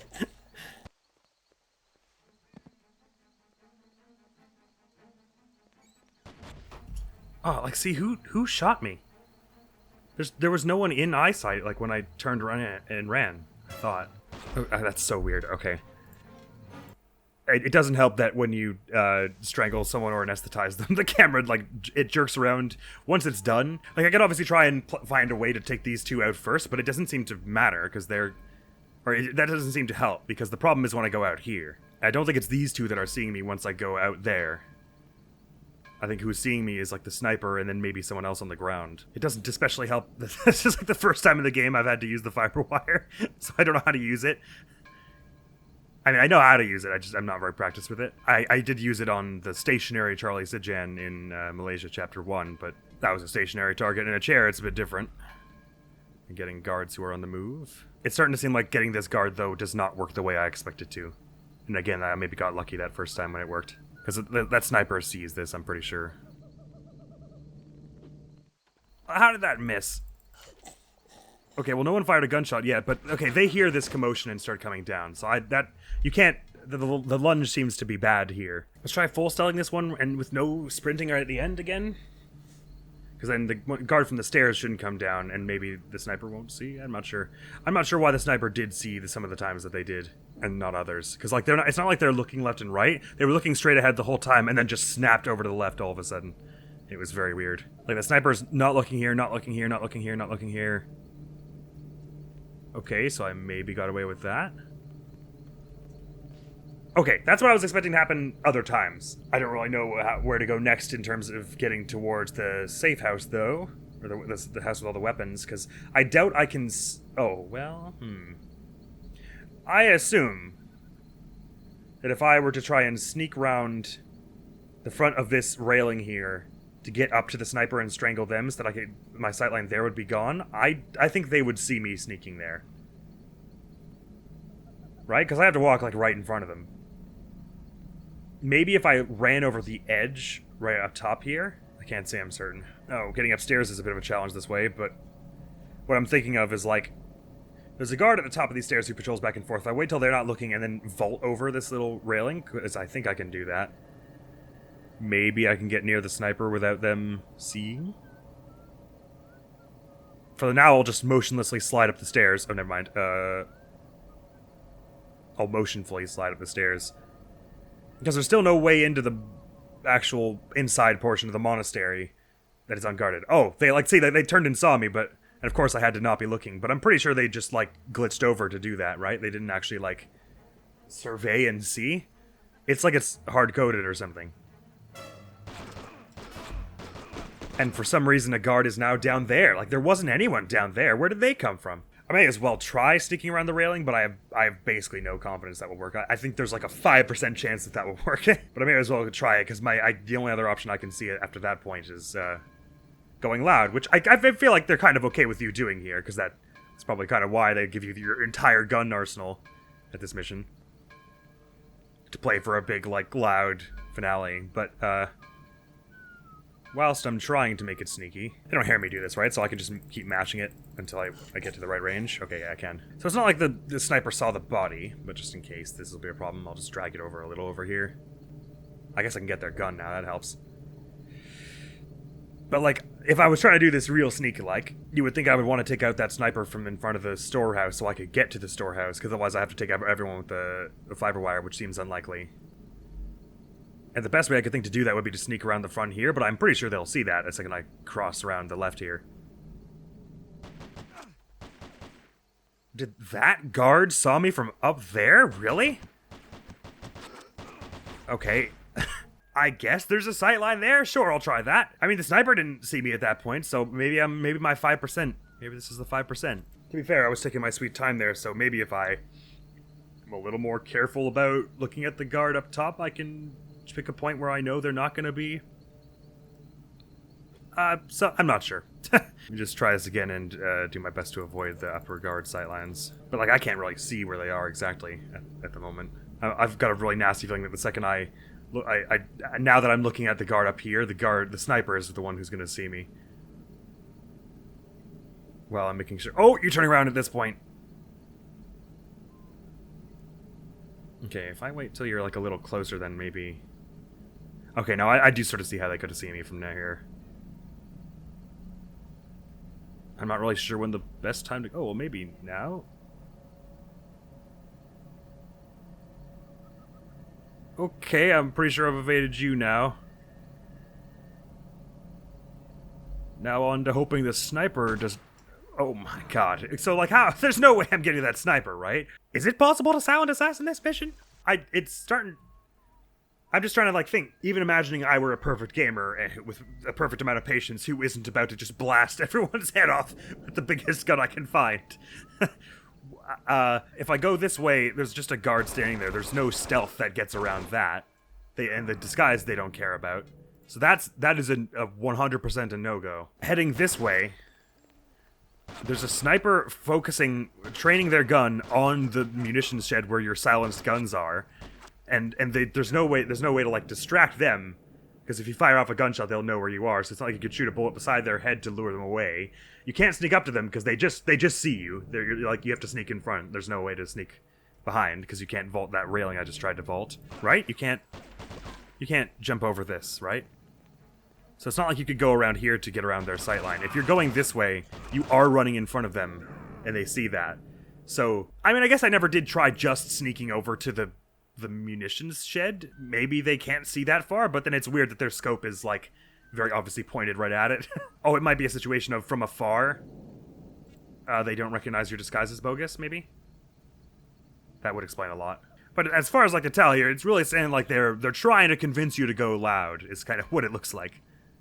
They're trying to discourage you as much as possible from doing it stealthy. They're still leaving a way, but they're like, it feels like that's not what the game design is telling me to do. Everything I can see about the game design says, start shooting as early as possible. So although I was sort of joking when I grabbed the katana and the shotgun the first time, that might be the sort of aggression we're looking for. So I'm going to try and sneak all the way back here, but I'm assuming the sniper will just see the second I step out from over here, basically. Oh, it was that one who saw. Right, well, I guess I don't know that the sniper would have seen me from there then. I should wait for that one up top to be facing away from me. Although they keep looking to the right, so I don't know that it'll ever work. I'm really surprised at how quickly they're able to identify 47 as not one of them. They're like, oh, that can't be one of us. We all have mustaches. Other than that, we look like almost the same. So now I'm just going to look at you up here, and I'm almost positive that will result in the sniper getting me when I head towards the shed, but I want to make sure you're walking away from me before I attempt that. I don't think I can sneak up the stairs and strangle you, because I think the sniper sees that. I actually don't see the guard up there at all now, which is worrying me.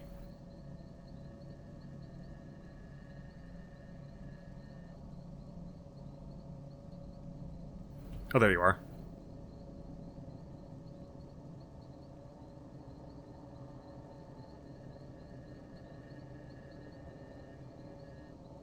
So turning around now, so I'll try and go along the fence, but like I don't think this is gonna work. It's gonna look right and see this, right? I mean, look, I'm not hidden at all. It'd have to be a real idiot to not see me. And even if they don't, the sniper... Okay, yeah. Maybe I could have run that far. Oh, you can actually walk around this side of the thing. It almost seemed like the sniper wasn't actually going to notice this, to be honest. And they don't really have a shot here because of this thing here. So, oh, okay, maybe that's what you're supposed to do. If the sniper can't see that, maybe you can just run then. This tree is like perfectly placed to make it really hard to look at the person up top.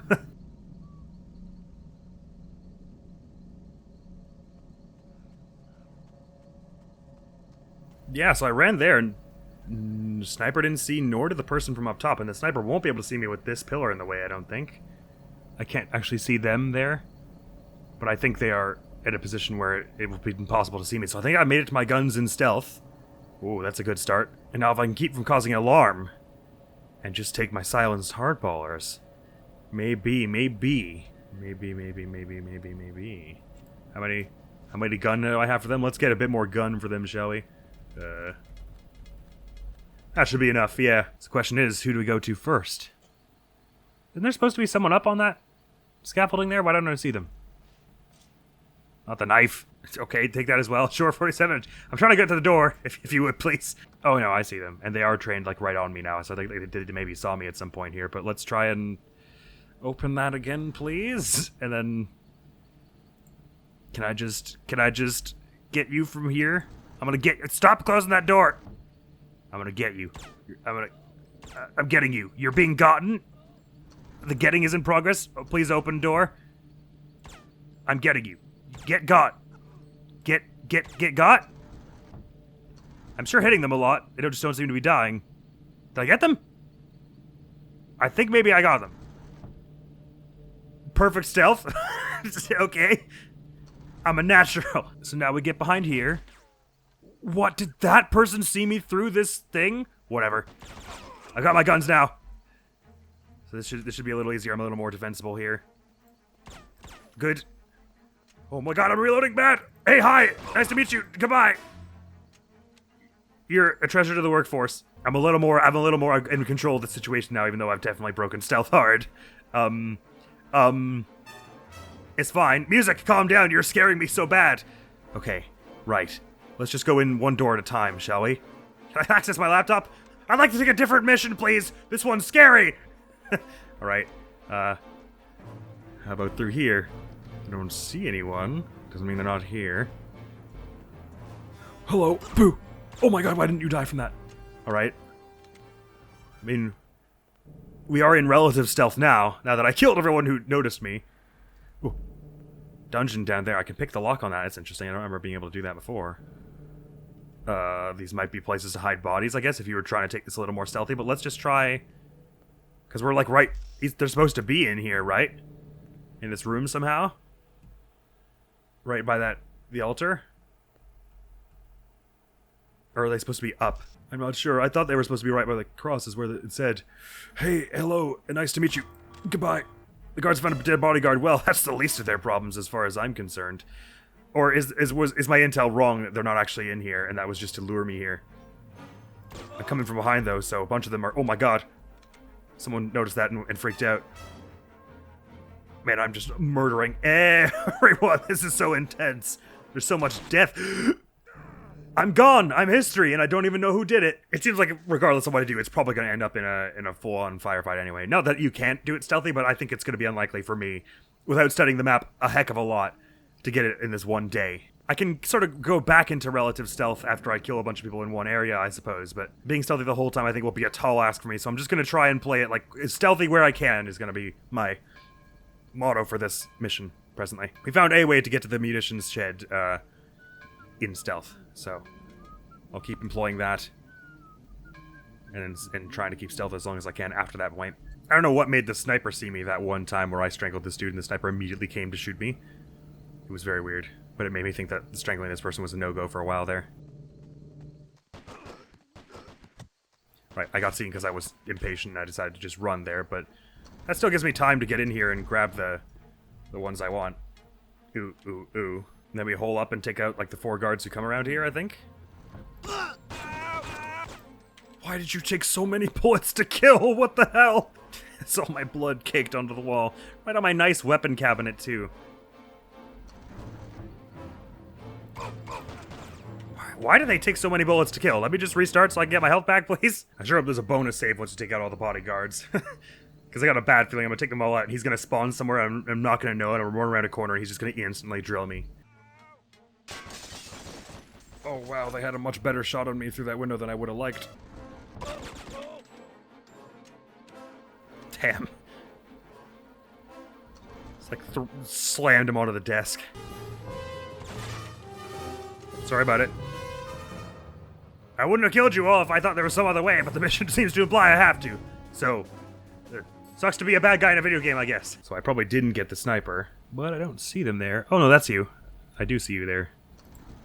Oh, this door is really trying to make things problematic for me. Think I got them? I mean, that was a lot of bullets, to be fair. So if I didn't get them, what the hell? Alright, now here's you. Right, you're gonna come in here anyway. I may as well just do what I've been doing. Oh my god, it took so many bullets to kill you! I get that I drained like half of them into the wall, but what the hell? No, please don't take anything off the ground. I was trying to open the door and see if anyone else was coming. My alert is at 0, so I don't think anyone else is like currently converging on my location. So let me just grab a bit more ammo. Good. It might be like an SMG or something. It's kind of better for this, but I do like this gun a lot. And I'm sort of used to the feel of it and the kickback of it and all, so I kind of don't want to change now. So I think we could probably just do what we were doing before and kind of start sneaking through the bottom here. And we get a few of them that way, but it seems like if you go right up into the church room, everyone immediately murderizes you if you do that. This one's just casually saying... There was someone standing right here last time. I don't know which doorway they're going to be in this time. Oh, I don't know at all now. Where's that from? I'm not sure. Is there a guard who, like, patrols up and down the stairs? Maybe let's try picking a lock. I don't know what's could be in these dungeon rooms, but it's probably worth a look. Seems to be not a whole lot, just a hiding place, I guess. Oh. Oh, key! So maybe they are in that room that I kept thinking was so suspicious looking. Up top. Have I always been able to pick these locks and grab the church keys? I didn't think so. Was that me, my door closing behind me, or was that them doing that? May as well grab whatever's in here also. Another key, is it? No, it just could be there, I guess. Alright, so, as long as I don't go too far up in here, I can get, like, a few early kills out here, which is useful, I imagine, for later. But if the second I step all the way up, someone, just murders me, I'm pretty sure, so... I only want to shoot anyone I can, like, reach from right here, which there were a few more people last time. Never mind, then. Let's go back. I don't imagine there'll be anyone more out here now. Sniper could be helpful, though, because I don't have any in my supply depot. Let's just try heading back through the way we started the mission and one-shotting everyone as they come through. Well, not one-shotting them, probably, but hopefully. That's kind of the dream. Because I know there to be guards who are around this area, unless they came out to kill me. No, there's still definitely at least one. Fortunately, I can open this door from over here. So just wait for the next fool to show up here and make their life heck. So I'm assuming our target and our Emilio are going to be up in that locked room above the cross. Like the altar in the middle. And that's why all the snipers are there. It's so that if you try and just go along the balcony without killing them, they kill you. But I don't really know how to get in that room and attack them, because the second you get in there, they presumably see you regardless. So I'm kind of a little nervous about that. Oh, there you are. I was wondering why I couldn't see you. Did they really not know that was me? Anyway, one down.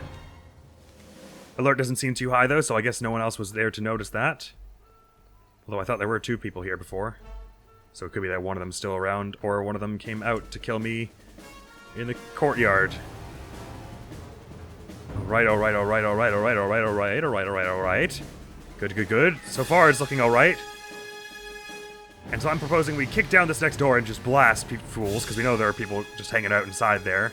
Or at least I think I do. Yeah, you're still there, so we just go like... A little better than that, though. We go like... Ah! No! Open door again. Ah, keep just treading them all to the wall. Come on! God, these suppressors don't have durability like in Metal Gear. Oh my god, what's with you and being so good at not dying? Somehow, fortunately, the next guard didn't notice that, so I can probably just clip you in the shoulder a few times. Was that enough to kill you? I'm not sure. I'm never sure with guards in this game. Yes. So I think through here is the room with all the... It's the main room, right? Oh my god. That was bad. I didn't like that at all. I can't open this door, actually. But I think through this door is where the church, like the main church room is. Yeah, technically. And apparently right above us is they. The target and the VIP. So that was someone with a sniper who came in to get me then. Can I... Oh, hey! I mean, I do have to apparently kill everyone. The guards found a dead bodyguard. So there's someone walking around, or was that this one who found it? According to the UI. Oh boy, I'm so nervous. Okay, there are people here, so if we... I meant really to open that differently than... He tried to melee attack them! I don't know why I did that like that. I was trying to stand beside the door, open it, and then lean, but... I did it stupidly, and then he decided to melee attack them instead of shoot them. That didn't go well. Much as I do like to play the non-lethally as possible, it is nice to finally get a chance to play it a bit like a shooter, since it does have shootery elements incorporated into it. I never really had a chance to play it like a shooter before, in the same way Codename 47 gave me a few opportunities to do it like that. So even though you probably could play this pretty stealthy if you managed to get over there with, and grab your silenced gun and be better at the game than me, I don't mind playing it a bit shootery at the moment, since we have to kill them all anyway. It's not like I'm being less non-lethal. It's not like doing it more stealthy is more pacifistic, because I have to kill them all anyway, according to the mission briefing. Wow, this is going to be a hard one to do, Sound Assassin, if I ever do decide to come back and do them all that way, though. Oh, I don't like that it automatically tries to melee them if they get that close. But at least they somehow missed me. Look what you made me do. Now I have bullets all over my gun rack. Who wants that? Load is going down, so I don't expect anyone to come in now, although there's probably still some people... There are probably still some people hanging around nearby. So I want to very carefully look out and around as I exit. Okay, there's one there. Sorry, I meant to do this. Alright. Is anyone else noticing that and coming to investigate? I think... Oh, okay, there's someone there, somehow. Oh, they know I'm over here, do they? Well, fine. Goodbye, I guess. That was the guard who's usually guarding down there, so I think I'm probably clear to just carry on through the front here now. That seems to be the best way, is once you got a weapon, go back through here. Because then you can get out into, like, the loft, like the upper rafters of like, the main church hall place. And we expect there to be someone in here. I'm not sure yet if all... This is going to be such long-winded things since I'm doing it so high chaos, that it may be best to cut around it and not just to show the full uncut thing, as I sometimes do. I can't shoot you from here, it's not fair! Oh, I don't like the way the leaning... Oh, I shouldn't say I don't like it, but I wish the leaning did to give you an indication of whether you could fire or not, because it can be hard to shoot around corners when you're not sure if he has a shot or not. But I've talked about that before. It just bubbled up inside me and needed to be shouted again. Since I'm all stressed out and panicked about what's going on right now, currently.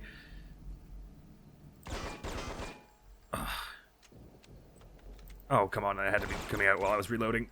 Alright, at least I didn't get too many shots off then. I don't know why this other guard in the back here does not care about all this.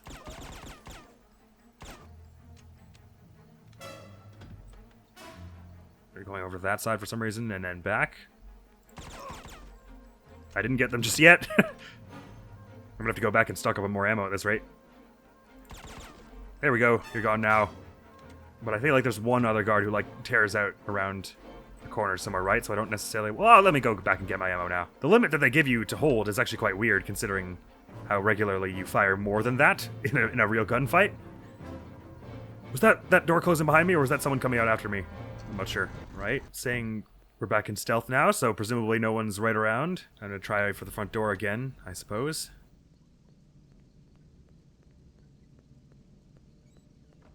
Oh, someone's opening doors.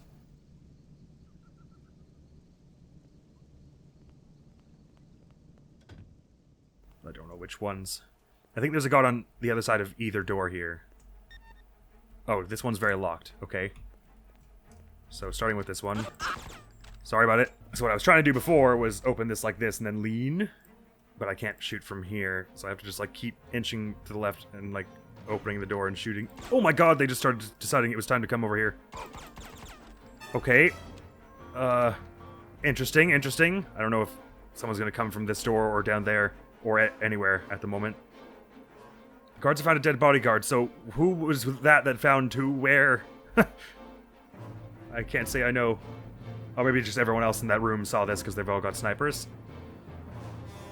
Right, well, I'll wait for that to close. Can I open this one? And what's through it, by the way? There's a person there, a sniper.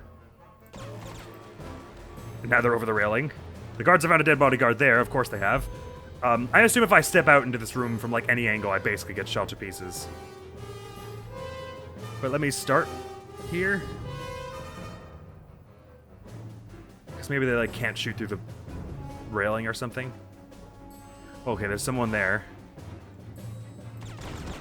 Oh, man! Okay, they one-shot you, so that's a... Don't even try and fight them. Unless you're in perfect stealth. Okay. Because, like, with bullet travel time, by the time you've... Well, I don't know, maybe I'll try that again, I'm not sure. I don't know in what order is best to do this, the guards in this room, because I have no idea how many guards are in the room, of course.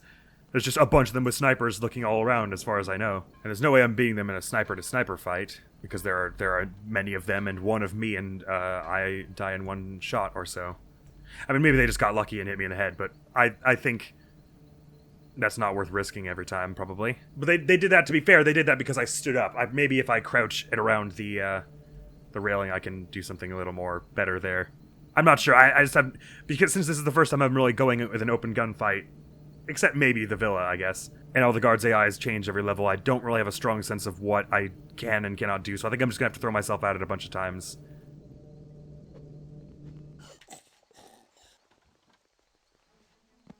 Right, so for some reason, them seeing me means this guard knows I'm down here. Even though they didn't shout or anything. So I do have to do that the way I was doing it before, and get them a little faster. So far, this is reminding me a bit of Japan Mission 3, which is the second, like, outside Snowy Valley version, in the sense that it's frustrating, but I'm still enjoying the process of working through it. I'm not even actually looking for the guard up there anymore. At that point, I just, like, wait a few seconds, then I'm like, oh, they're probably not looking now, and then I sprint. And it seems to work out. There is a limited amount of ammo here. Like, it does actually, like, take a box each time, so I am going to run out eventually, but I don't think too soon. Seriously, why did that take so many shots to kill that one guard?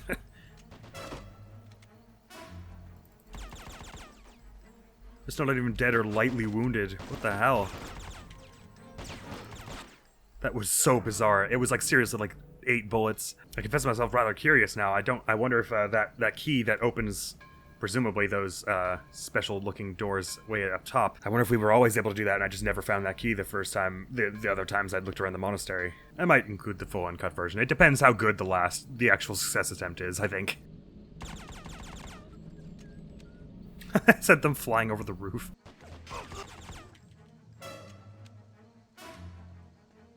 Sounds straight out of Friday the 13th. Super terrifying. The first time I was able to take out a few people when I climbed these stairs before getting absolutely one-shotted, but I think I like the other way I'm doing it now, where I kind of go back through the front. Don't know what this key is for just yet, 100%, but I've got some guesses, and I'm pretty sure I want it regardless. It is weird the way the guards work in this game and the previous game was something like this to an extent, where, like, they kind of avoid going out too far out of their own jurisdiction. Oh. The way this door is shaped is so rude, because you can't reach this one easy, and the assassins and the criminals are being mean to me, and I don't like it. I can't shoot through the wall here, so I have to open it and then, like, run here, and then they can see me, and it's scary, and I'm afraid. I shot them in the hip there. I can shoot you in the hand. Got you. Taking my time getting you, you're really not sure what's going on, which is fair, me too. You two down. Won't go back for ammo just yet. That door doesn't open for me. This door does open and there's a person right on the other side of it. 2 people out here. I have trouble shooting, doing it the way I am. I can't quite get that. Oh, they got a shot on me, did they? You're coming out here now? I'm dead. Oh, that was bad, because I was still reloading then. Alright, I may as well try this now. Just... Oh, right, there's you first. Goodbye. It's like a Tom and Jerry cartoon or something. Wow! They like go flying. So close the door. This person with the sniper over here, I don't know how they work. I assume they can just shoot me from here if they notice. Like, I assume if the second I creep around this corner, I'm dead, basically. Because if I can't lean because leaning stands them up, so I'm just gonna try and do this, but... Yeah, like, there's no way to... They survive like 6 bullets, so unless I can guarantee a headshot, which I can't, it doesn't work. Oh, I probably could have swapped to the sniper at that point, and it would have been more accurate, I guess. I know I'm being really presumptuous in assuming that that's the best way to kill that guard in particular, but my 2 motivations for doing it that way are, number 1, I want to see what's in that door behind them, so I would like to get over there. I don't know if I can, or if people will see me through the railing and kill me then. So I want to get over there then. But also, I think that if I'm attacking that particular guard from any other position, I'm going to have to snipe them from a position where they can see me. So I don't back my chances doing that. I think doing what I just did was probably the best way to kill them, but just hoping I actually get a headshot, or that they die in like one of the body shots earlier on, because otherwise they do just want to turn around and pretty regularly one-shot me. Oh, you come out. You don't usually do that. Oh boy. That was exciting for me. How did that not kill you? These guards are out of this world good at not dying. I mean, granted, like, I get I'm not hitting them in vitals exactly, but still, like, they're not even, like, flinching when I put, like, 6 of them into their arms and stuff. This guard's got one hand, I'm like, hey, can we just be serious and get me out of this door? This is really undignified. So also with the guard, the sniper who I was trying to take down earlier, I'm assuming I can't sneak up behind them for one of a few reasons. 1, I think their head was turned such that they would notice me, and 2, I imagine that there are snipers somewhere else in the room who would see that. I don't know precisely where, obviously, but because I can't really look around once I'm out here very much, but I assume this guard will not be snuck up on so easily. I never did try walking across that way, but if this sniper's here, then they'll see that for sure, right? I don't even know which one that was. How do I kill a whole room full of snipers who one-shot you without being in that room? Maybe I do try sneaking up through the actual, like, cathedral part again? Because I did, to be fair, I only tried that, like, once. And it was immediately killed, so I was like, okay, it's probably not that. But I didn't even see who killed me at that point, so maybe that totally works. And maybe it was just like, it was unlucky that someone saw me from that point, and that won't usually happen.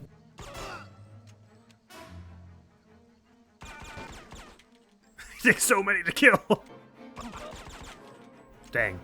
So I get blood all over your nice candle, Emilio. I know how you love him. Really setting the mood in this part of the church that no one needs to go to. I could definitely go for knowing how many more of his men there are. I think not knowing that kind of is part of what puts a stressor on this, because it's like, if I see 6, that tells me absolutely nothing. There could be 20 more hanging in the next room, right? So it's not like I know if I take out 3 from the corners of this room, I know there's only 1 left somewhere in there. It's like I could take out 6 and I could maybe have not even scratched the surface. Okay, that didn't work the way I was hoping for.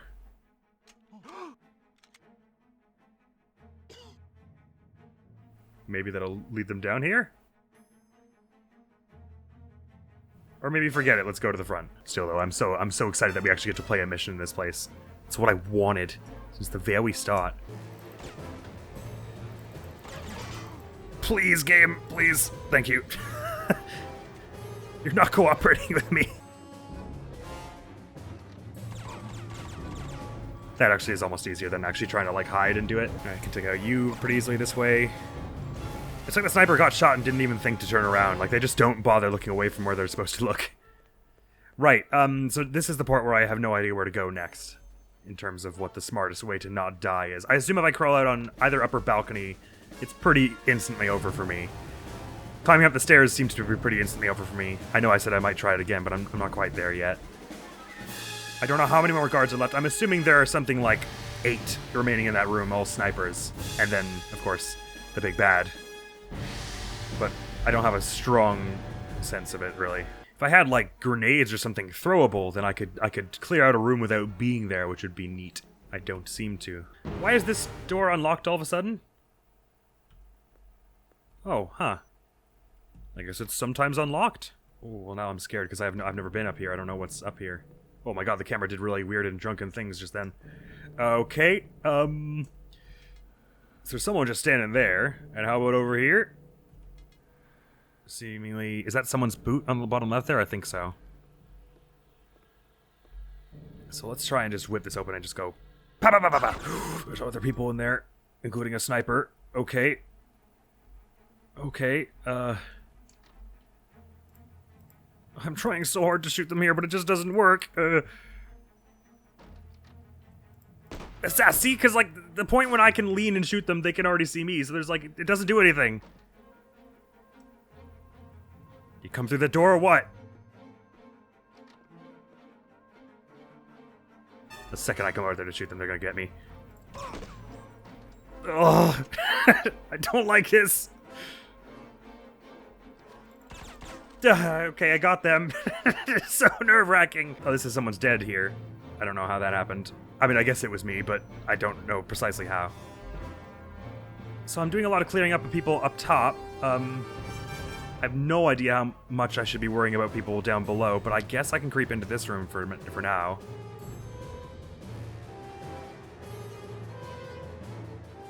Now, do I actually have a map of the upper portion?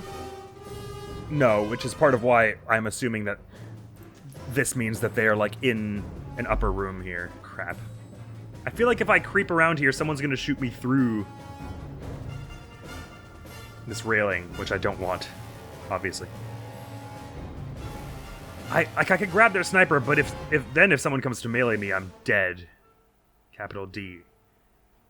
There's someone dead down there. Did I just knock them over a railing, or is that the one I knocked over the railing, or I don't know. Maybe now it makes sense to go back around the other side of the room. Okay, I see a sniper there, but I feel like if I tried to lean out and take them out, someone else will have an eye line on me, and things will turn out poorly. Because I see my reticles on them now, but I think 47 has the railing and this wall in the way. I don't get a good sense of that.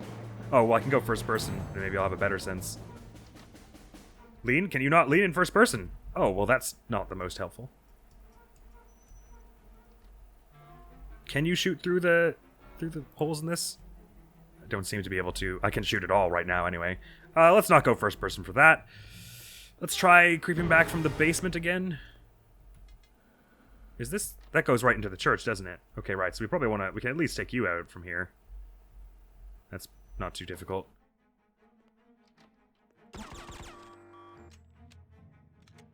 Most of the guards who have snipers in that room seem to be content to stay put, mostly, with them. They're not really trying to, like, investigate stuff. Where's this? Beside my munitions shed?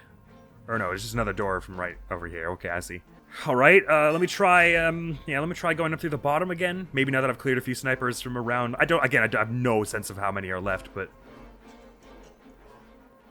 Maybe it'll be a little better now? I don't know. Is that someone standing right there? I don't think so. So someone's standing here, but I don't know how much I can really actually shoot through these gaps here. I think that's just counting as hitting the fence, the railing, right? So I don't think that's doing anything. Like, they kind of freak out, but they don't appear to... Did that one move? Oh my god, they totally do. Okay, well that's horrible. Some of them do move. Is anyone else going to go investigate that from up there? Now we try through the front again? Like, if I don't know where they are, I can't... The lean doesn't tell me more. I can't, like, poke my head around anything without them shooting it. Because the second I'm exposed out here, I'm certain there'll be a bullet in my bald head. I just don't want that to immediately happen and ruin everything. Because you're standing right there, and the only way I could get you is to go around this railing, which means going into eyesight of probably everyone. I'm just gonna try and, like, keep going around every other side of the room and, like, trying to chip away one more guard I hope that eventually lets me in somehow. I actually kind of wish the front door would open, even though that would bring me right into the sightline of every sniper. If I could, like, open it and just fire off shots in there, eventually I'd hit anyone who had a sightline to me, right? I'm getting the sense there are, like, 3 or 4 more enemies still. But I don't have a strong sense of precisely where they are in the room. Do I think anyone's going to be able to shoot me right from here? Since I got... Oh, I still didn't get the one who's way on the corner over there, did I? So there's someone else who's up here who could probably see me. I mean, I have been able to kind of shoot them before. It's just that I don't usually survive after taking this shot. Like, I've been able to shoot at them without immediately dying. Well, no, and then I immediately die is what I mean to say. Oh, is there another guard on the ground, like, right here? Like we've seen before? Well, I guess I could sort of step behind this door and at least look into the room. Right, so I could probably take out you two. Maybe start with that.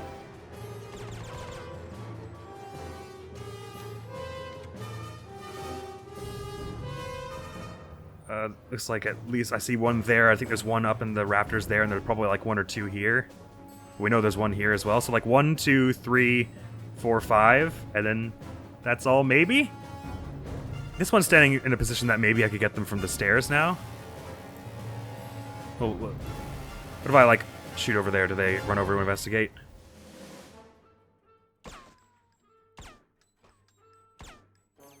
Investigate that wall with all the bullets in it.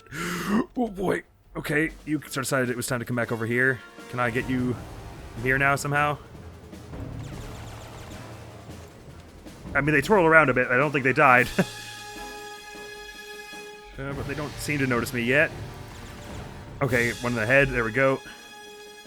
I guess I can start trying for your elbow here.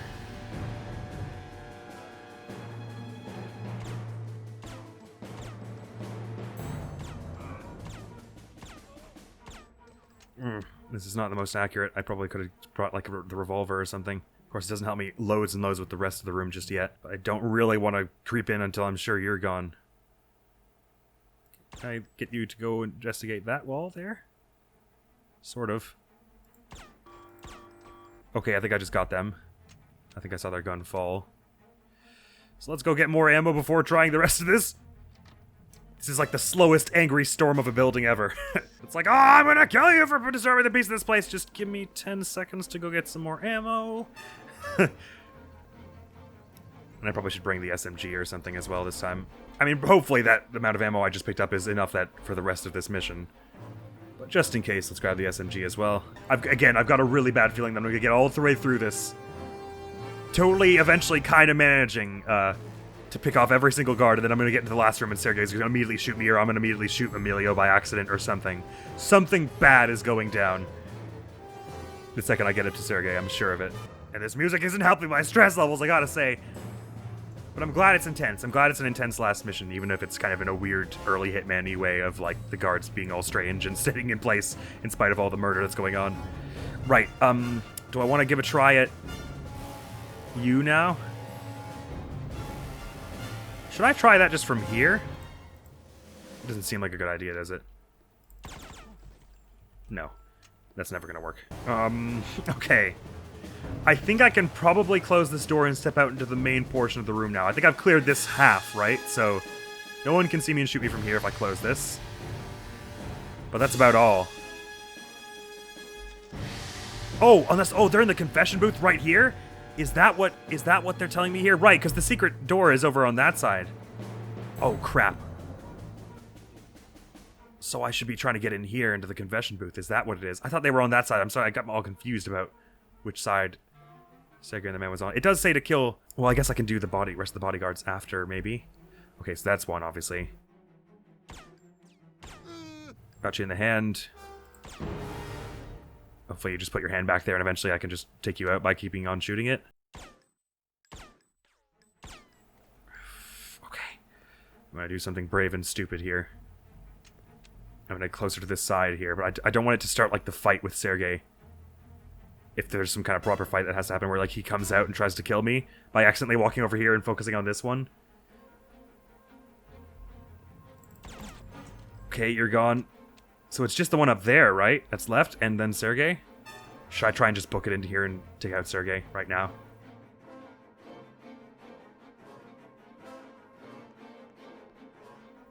Oh, maybe this doesn't open until everyone else is dead. Okay, interesting. That makes things a little easier for me, I guess. So the last guard is like right up there, right? At least I think it's just the one left.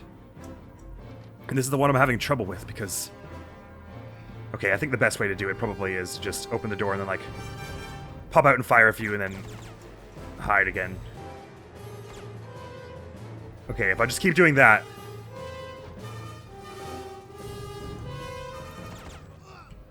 Hit you with something. Oh, they're coming over here. Okay, moment of truth. Oof. Okay, I got you. It does say objective status change. That was the last one. Lay down your weapons, my friend. Follow your heart. You have no need to fear in Guard's house. Was that Emilio who said that? Okay, I'll lay down my weapons. I think that was Emilio. It didn't sound like Sergei, right? I have no need to fear in God's house, you say? No weapons? Oh, do I have to drop them all, is it? Okay, sorry, let me just put this pile here. I can't drop the fiber wire, unfortunately. Alright, I have no more weapons. Can I come in here now? Or am I just supposed to shoot him through that wall? I'm not sure. Oh, no, maybe he was telling lay down your weapons to the other guy. I thought he was saying that to me. Hang on. Oh, I can come in through the back of the confession booth, can I? Now, maybe? No. So that was never the front door to the church area. That's the door to the confession booth. Hang on. Can I just shoot him through that little grating now, do you think? It does seem to suggest that as much. Kind of, right? No. Doesn't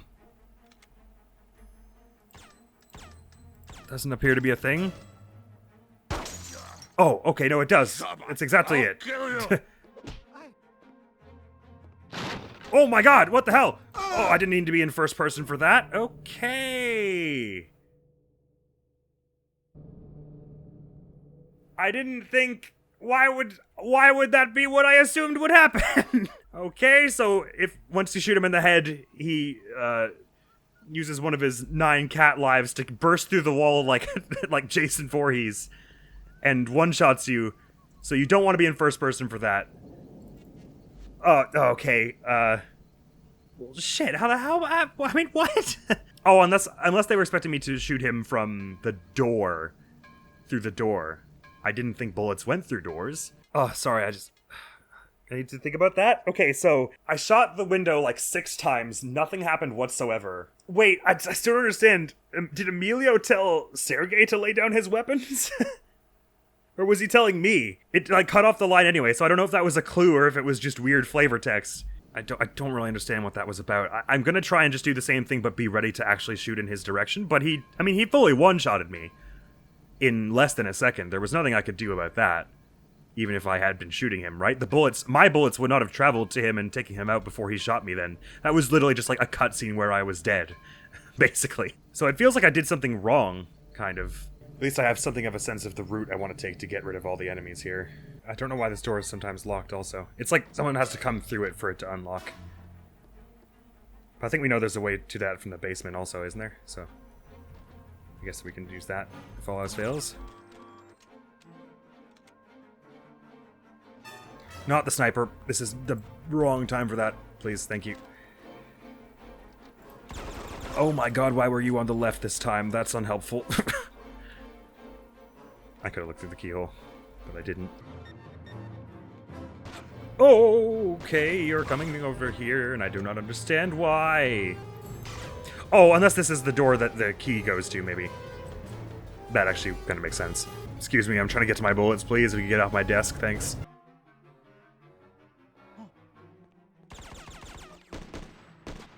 Oh, that one could see me from there? Wow. You probably don't get ranked on this mission, because how could you get a good ranking if you have to kill everybody? Maybe they just don't count towards aggression kills that you do on these people? But you probably missed shots still do. If there's a ranking. That did so much damage. Ow. I went the wrong way. I thought this was the door I was trying to head to, but I thought it was like a few doors away somehow. Oh. Was that someone just coming down the stairs? No, it was my imagination. Oh my god, that was horrifying.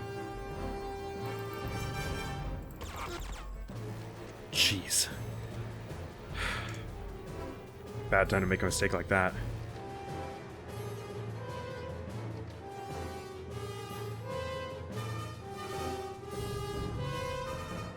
Oh my god, why are you there?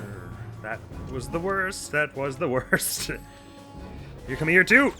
I mean, I guess that's easier than trying to do what I always usually do. Always usually. But it's still scary. Alright, well now I'm not sure who's left, to be perfectly honest. Now we try from here, I guess? Right, or you two at least. Oh, wow. That's the kind of reaction time we're dealing with. I shot them, and before my bullet traveled to them, they were able to not only detect the fact that I was firing a silenced gun from like 40 feet away, but turn their entire body and this huge sniper rifle to perfectly take a shot and shoot me before my bullet hit them. I don't even understand how that's possible. Oh, damn. That's gruesome. It makes me think that I must be missing some obvious way to deal with those guards without them having a sightline on me. Because how the hell is anyone supposed to deal with that? I guess the idea is you shoot and then immediately get back in cover. Like, you don't even, like, wait to see if it hit. You just go, like, bang, and then just, like, let go of the lean buttons that you don't even know if it hit them, but you're out of the way. Because, like, my bullet, like, genuinely didn't hit them before they shot me, right?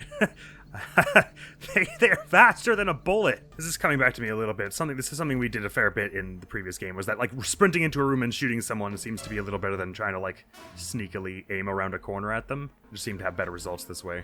Or, of course, letting them run into the room first. Oh, come on! How was I supposed to know that door opened? It was completely silent! Oh. I mean, it's probably not completely silent, but it was pretty quiet. Plus, why were you guys even coming over here? Are they trying to get at me coming this way?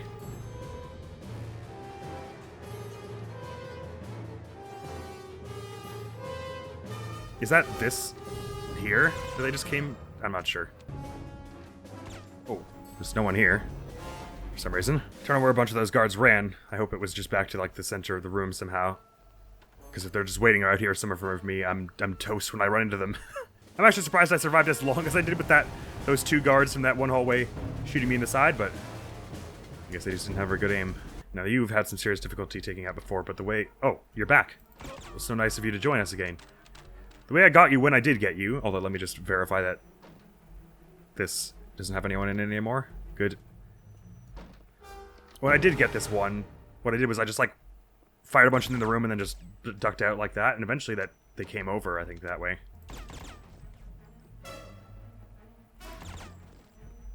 Did I actually get them in the head that time? I think I did. Okay. So I think there are, like, one or two more in the, center of the room somewhere. Sorry, which means I'd rather go through this door?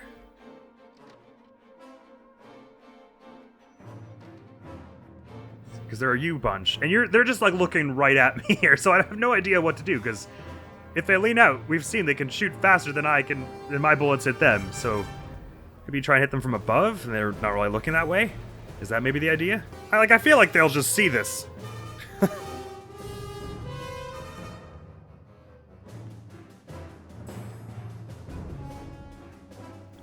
It wouldn't even let me shoot.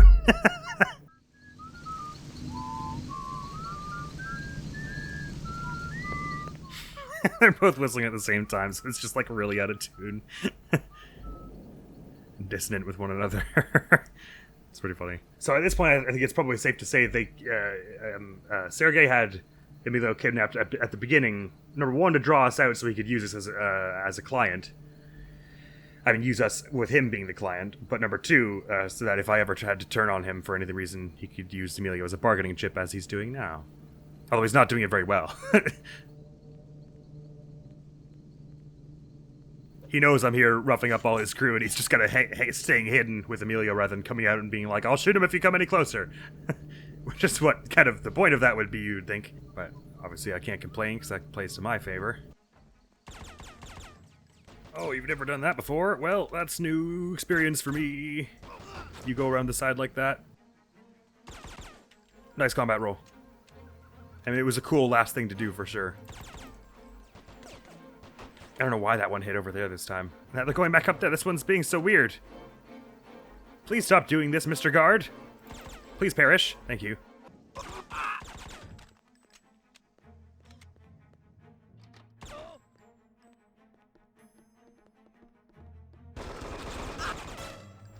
Why the shit were you up there? You're normally standing right here. Why does it just change? In a game where they can kill you dead in 1 second. What? How did they take that shot? Game theory explained? Probably just hit my elbow or something, but because 47 crumpled inward, it really looked like they just shot me straight through a wall. Which I get, some bullets could do in real life, but the ones in this game have not been shown to.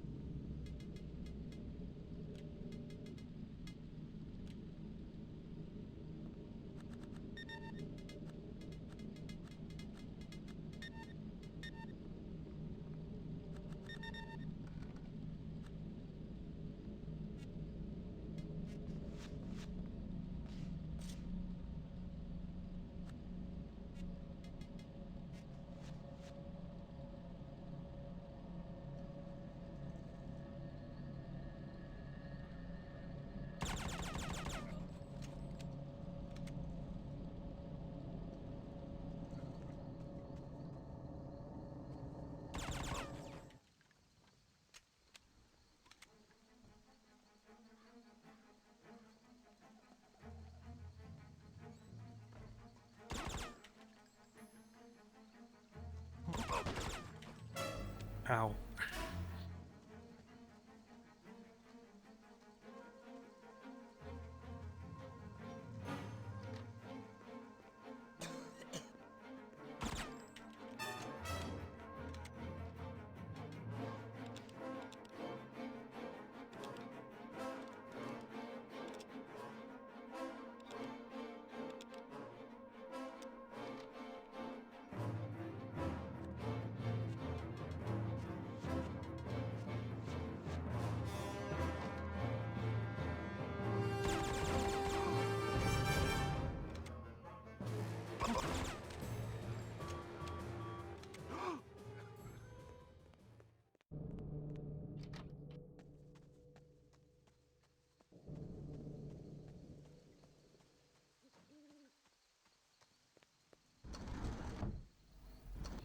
Could be that I'm doing the silence gun is actually just doing me a disservice at this point, because there are, if I were firing without a silencer, then maybe they would like run towards me more and it would be easier to like funnel them through a choke point.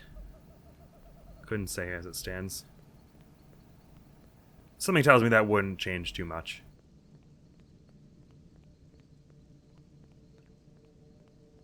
But I do not know. Ow. Well, that went poorly. That guard usually doesn't run out like that. They usually just stay there looking confused.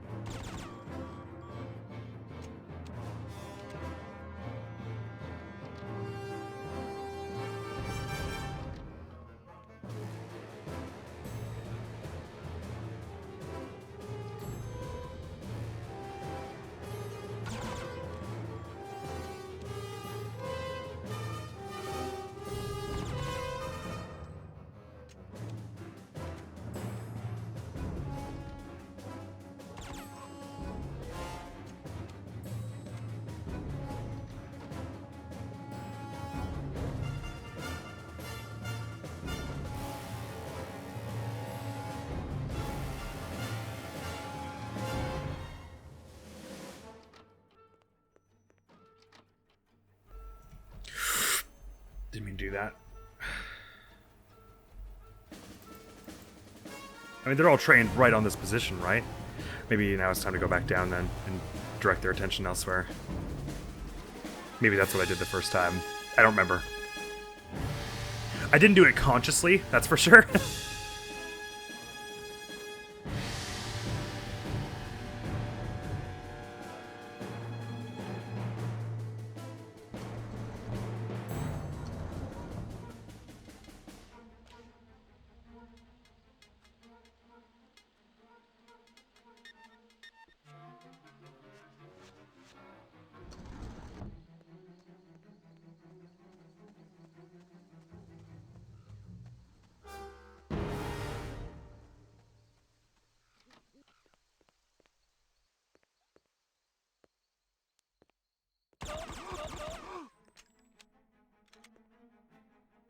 I don't know why only like one of them came to investigate this that one time, and then the rest of them are just like, well, no reason to go down there.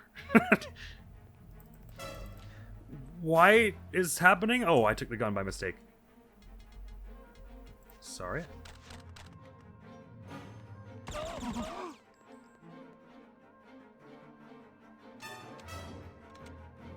Maybe they're at least looking that way now.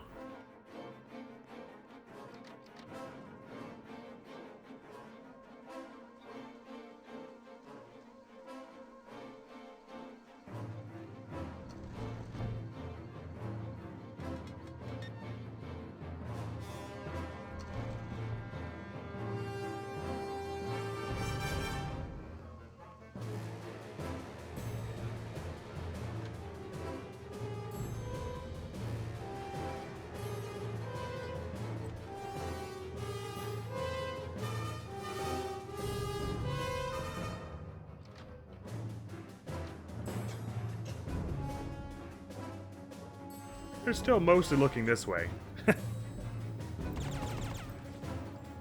One down?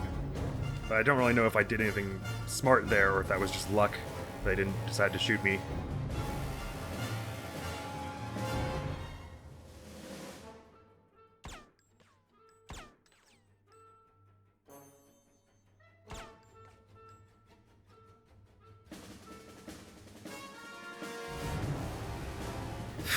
Maybe I could get over here to hide behind them, like hide behind one of these pillars, but I don't have a strong sense of how many people are on the left side, if any. Okay. At least you're not looking this way.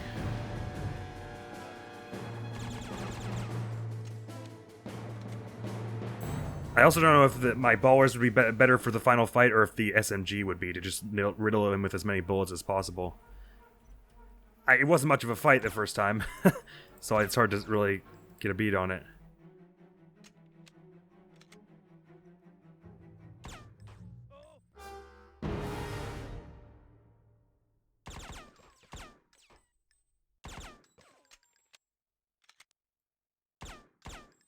Interesting also that it does the kick. There's no kickback to my mouse when I shoot from cover.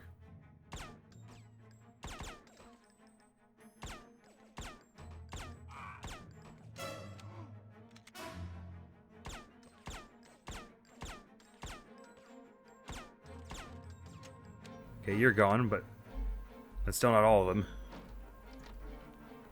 It's like one more on the left or something.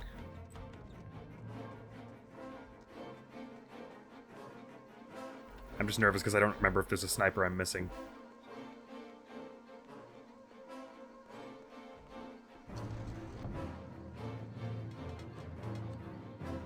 Oh, you know what? It could be also that I wasn't actually supposed to shoot him out of his hiding place there. It could be that there was a bit of dialogue that went on there, but it cut itself off by accident somehow. And so it was it was just supposed to, after all the dialogue was finished, he breaks out. But because it got cut off all weirdly, and I only heard like a half second of it, it seemed like it was something I did that brought him out. I'm not sure.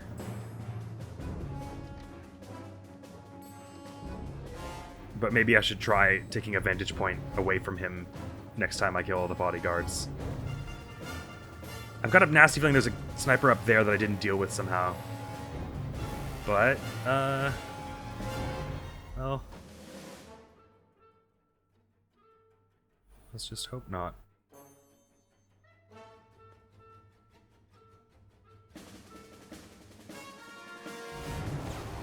Oh, I didn't reload at that point. What an idiot.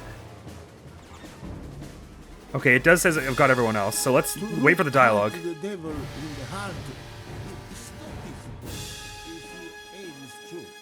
Okay, so that sounds like a hint to me to shoot through the heart in this thing. So I do have to be here to do that.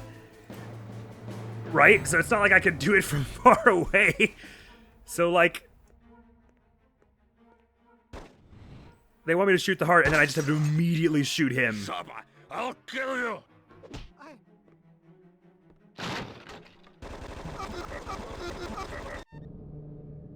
Did I get him? It kind of looks like I got him. Okay. I don't know how the hell they expected me to get that on the first go, to know that the second I shot that heart specifically, he was just gonna bust out there and blow my head off with a shotgun, but I got it. I don't think you need to shoot him again, man. You drained the entire clip into him. So it seems like a good thing that I didn't use the ballers in the end, because that was... that seemed to go much better. Just absolutely unloading the entire SMG into him. I knew you will come back. It's not what the subtitle said. Take this. It will protect you and keep you. Wait, did he get Emilio and all that? Pray for me, my friend, and promise me you will follow the right path. Promise me to live your life the right way. Promise me to follow your calling. Promise me. I promise. You have been a friend to me, but I must leave this place. As you see, I can be of better use elsewhere. Evidence. My son, always watch your step. Carry this crocifisso, that symbol of the good things in human beings. All right. Questo ti proteggerà da lui. Thank you, Father. I must leave. Is he dying? I can't actually tell. Or is he just like really tired out from all this stuff? To be fair, he'd probably be like pretty malnourished and everything. Always knew I never belonged in this world. I wasn't made for this. But I'll never forget those who betrayed me, and those who never failed my trust. I'll be carrying nothing from Gontrano but this lesson. Never trust anyone, and rely on your instincts. Forget the past. I'll never find peace here. So, I'll seek justice for myself. I'll choose the truth I like.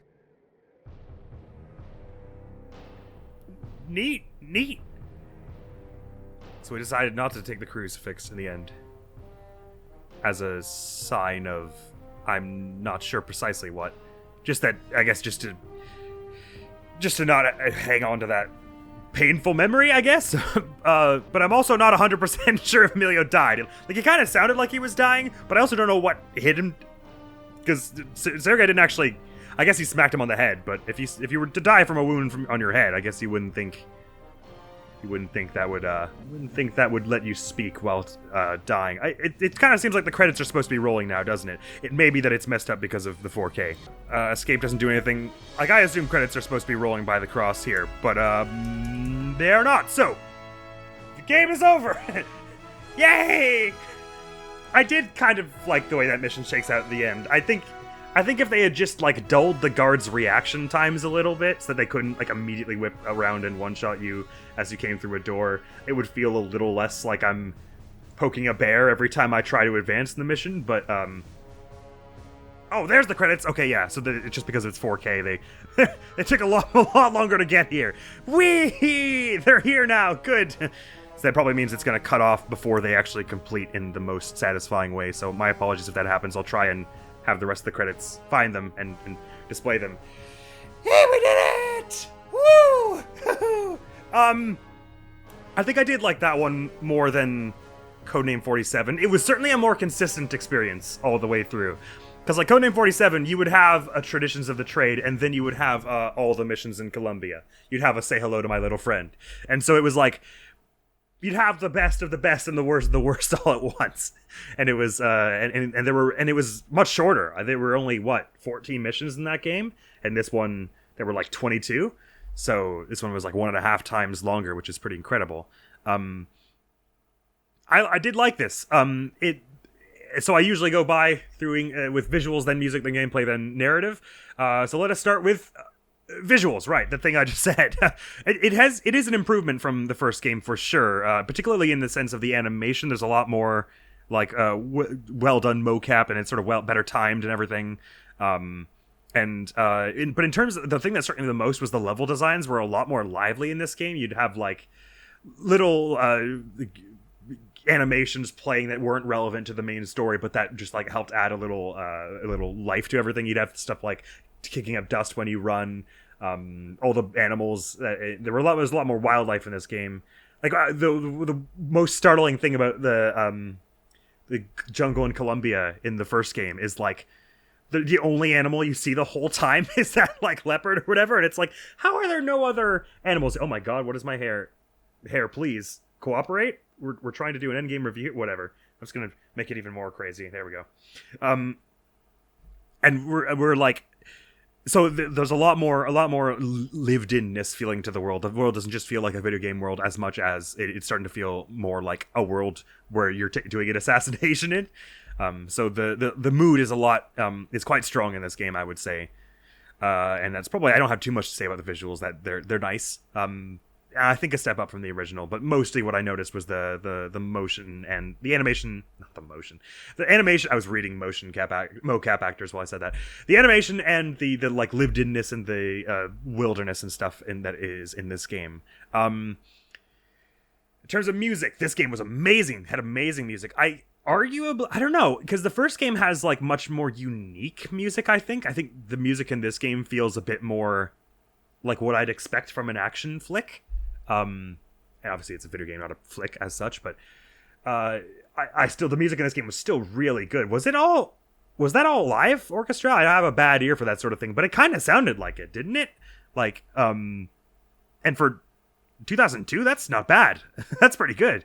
If it was synthesized, it sounded really, really good as far as I'm concerned. Not that I really detest synthesized sounds anyway, but nevertheless, the music in this game was really, really lovely. I do appreciate, as I said, that there's like the general stealth music that happens no matter where you are, whenever you start to get seen and stuff like that. That in Metal Gear, that would be a caution theme.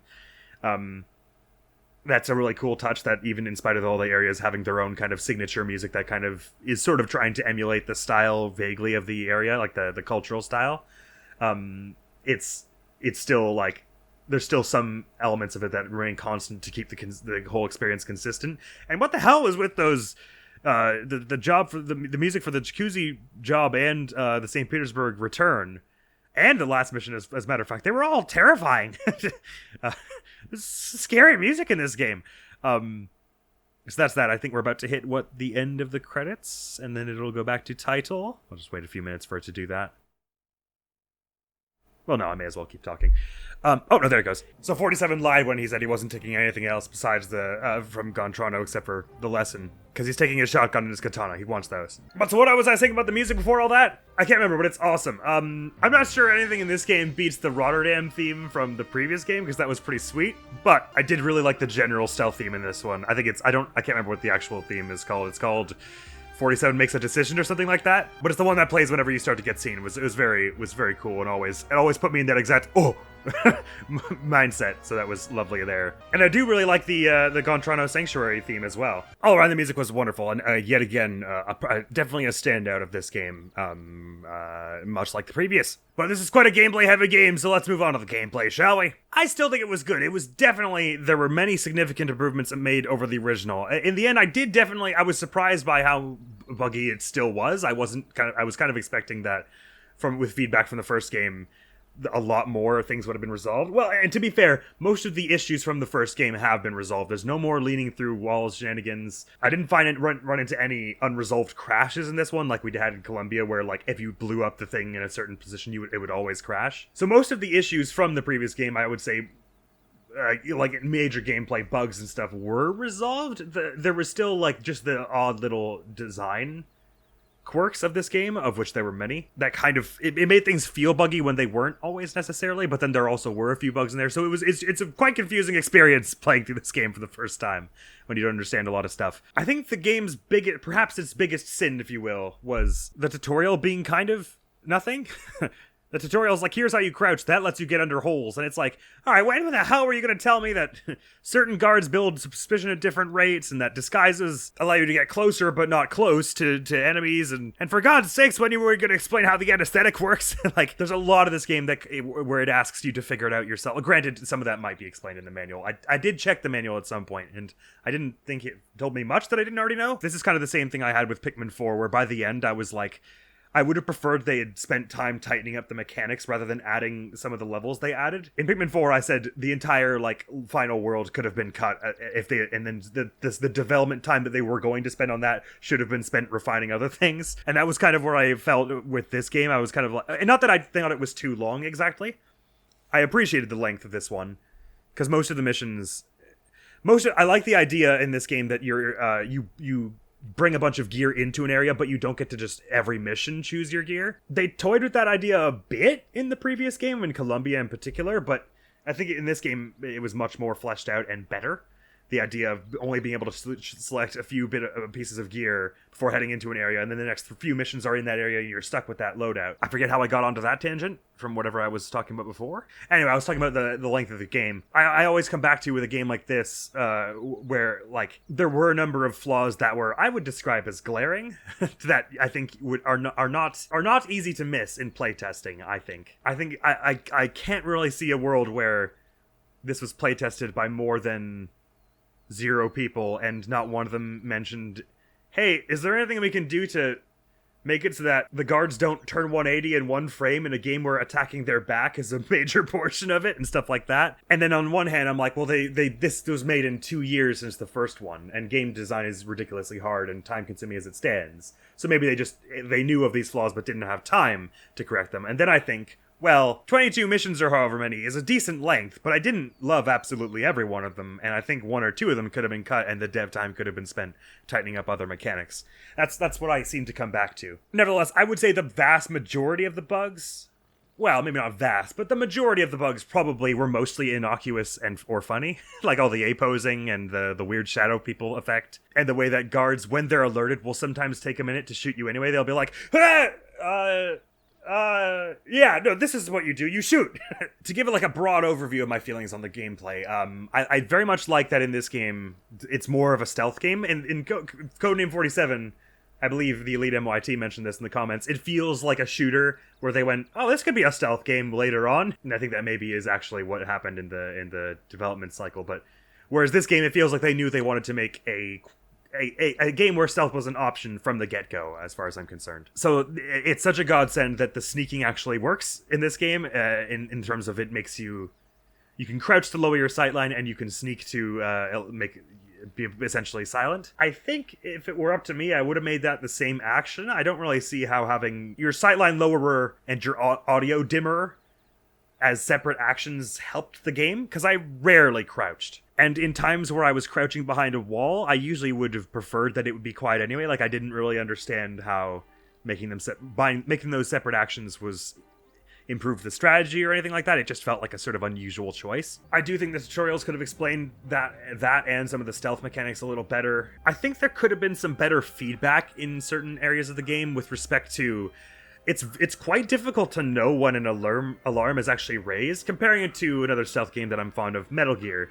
In Metal Gear, you know when you've seen, because it goes "Brow," and it says alert at the top of the screen, you know?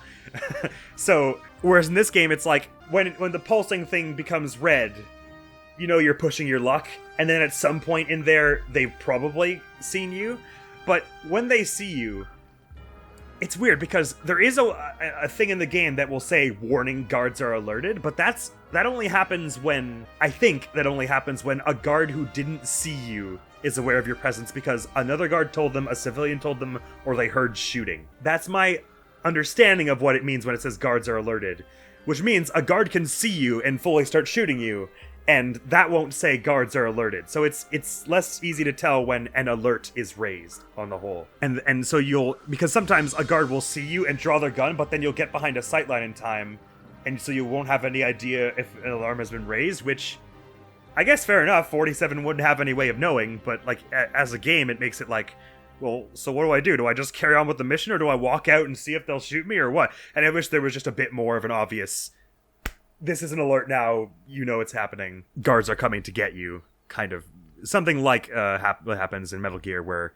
it would, like, maybe if besides your alert meter, a little red alarm light would come up if guards in your immediate area were like actively pursuing and trying to kill you. That would kind of help with that a bit. There is some feedback where like you'll get some notes like guards found a dead soldier, now they're looking for a suspicious soldier because they know that you took their clothes. And it's like it's useful information, but it's a bit sporadic in how often it tends to give you such information, and sometimes the veracity of the information, because sometimes it'll say they found a dead soldier when they did not, they found an unconscious one. And sometimes the names of things will change. They'll say guards found a dead ninja, but they're all ninja. What they mean is ninja found a dead ninja, but the ninja are also guards, so they're like interchanged terms and stuff. Certain situations, like the first mission in Japan, where disguising, it does let you not be immediately seen outside, but not inside. I don't really see why. And it, like, those little weirdnesses wouldn't detract from the experience so much if it weren't like,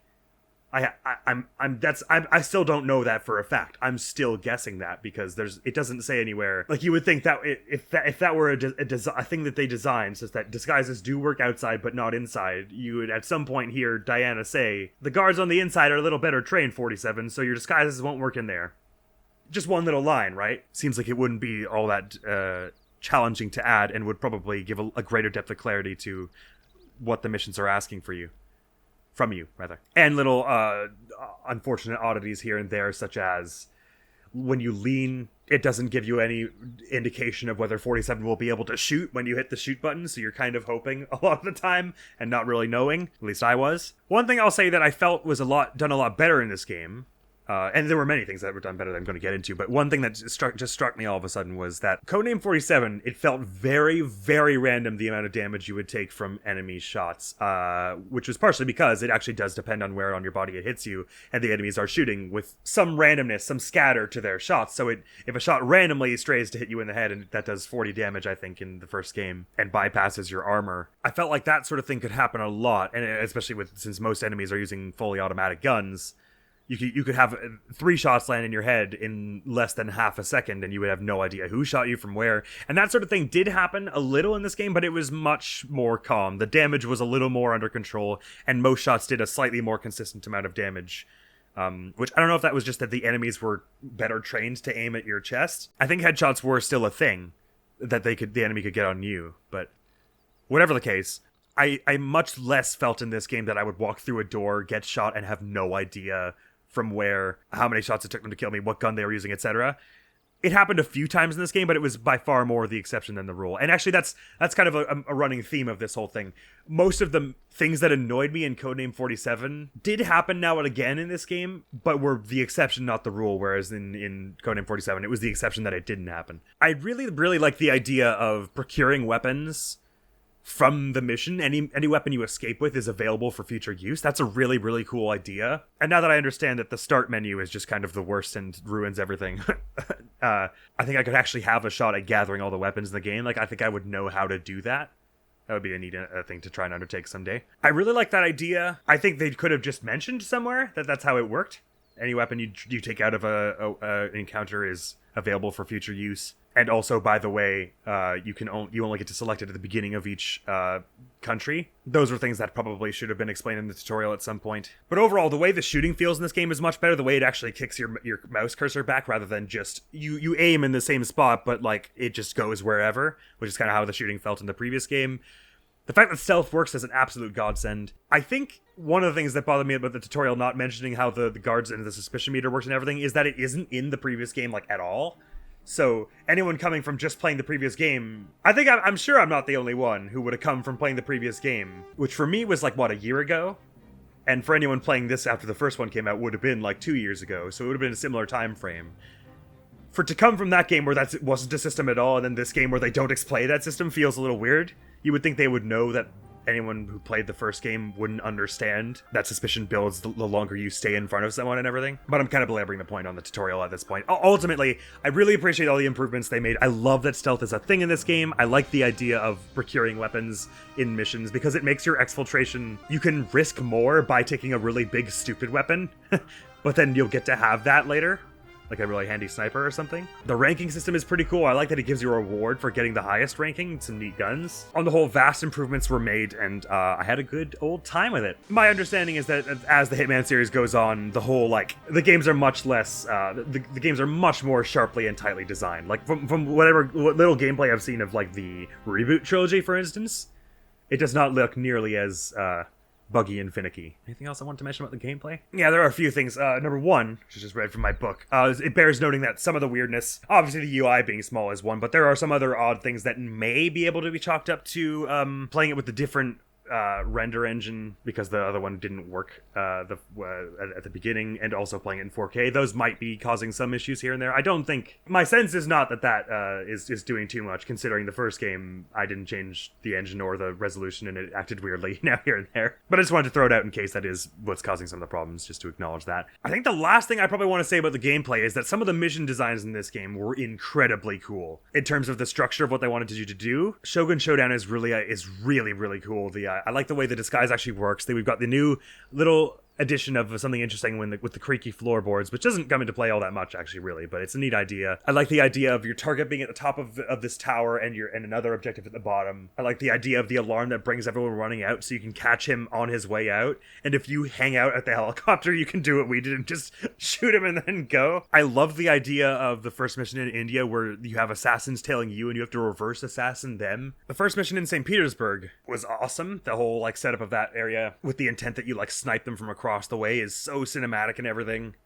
And just the tension of having to walk casually out of there after that, it's just titillating. I said it in the middle of the playthrough and I'll say it again, the Hitman games are the best spy movies ever. Right, and now that I'm talking about just about wrapping up gameplay, I guess I should submit my ranking for all the missions in this game, which it occurs to me I haven't thought about it at all once today. So let me do that right quick and I'll get back to you in a sec. Oh, right, and Anathema seems like a weird mission to start with. I would have started with like the Sniper Tower in St. Petersburg, or maybe one of the Nuristan missions, in terms of like what kind of mission to use as the first mission. Infiltration into a big high security mansion seems like a weirdly aggressive mission one to start with. All right, I have ranked them now, but bear in mind that this is much more of a gut reaction than super well thought out, as I forgot I was going to do this, and so I didn't prepare the first, 18. I'm not counting the Gantrano Sanctuary mission, the tutorial one in this, because it's not like the previous game where you can kind of fail it and it actually is sort of like a real mission. It's a bit more just like a prologue. So bearing in mind that this is not exceedingly well thought out, it's more just like my gut reaction in the moment. Down at number 20 is Tunnel Rat. Like I was saying before, I think the quality across missions is much more consistent in this game. So like the disparity between my least favorite and my favorite isn't nearly as great as like in Codename 47. Like the distance between my 5th favorite and 6th favorite was pretty big, I think. Just to pick a random few numbers. Because, like, the ones I liked, I loved a lot, and the ones I didn't like, I really couldn't stand. Well, I'm exaggerating a bit. But they were, I think the quality was, there was much more disparity in the first game. And this game, even my least favorite one, which I'm calling Tunnel Rat, I still think it was decent. Mostly it's just a matter of, it's weird that they give you the generator to turn the lights off when there's a light right beside where you're trying to get to anyway. It kind of makes it so that unless you're lucky, the generator strat just will not work. Unless you're lucky or have planned it very, very well, to the point that it seems like a waste of time compared to just hiding behind in the jail cell area until you get an opening. The up top area is very, very big and does not need to be at all. There are like 5 guards, right? The most it needs to be is like 100 square meters, and it's like a full square kilometer. And so it takes a long time to get anywhere. I think the guards reacting so instantly to you sprinting in that one sucks. Because like in India, for instance, you could sprint and it would raise your suspicion pretty quick, but you could catch it and then go, sorry, I'm not doing that. Whereas I felt like in that mission, it was like, if you did anything one hair out of place, everyone would come down on you. And the result was it just meant a lot of very slow walking and waiting around and stuff. And I felt like that was kind of at its peak in Tunnel Rat. The idea of I could have gone for them explaining a bit more that you only need to take out the 2 guards near the helipad. Like I had guessed about that early on, but then I was like, well, if I'm wrong, I'm gonna have wasted all my anesthetic on them for no reason. So just another situation where it feels like they're trying to roleplay by not explaining the rules well.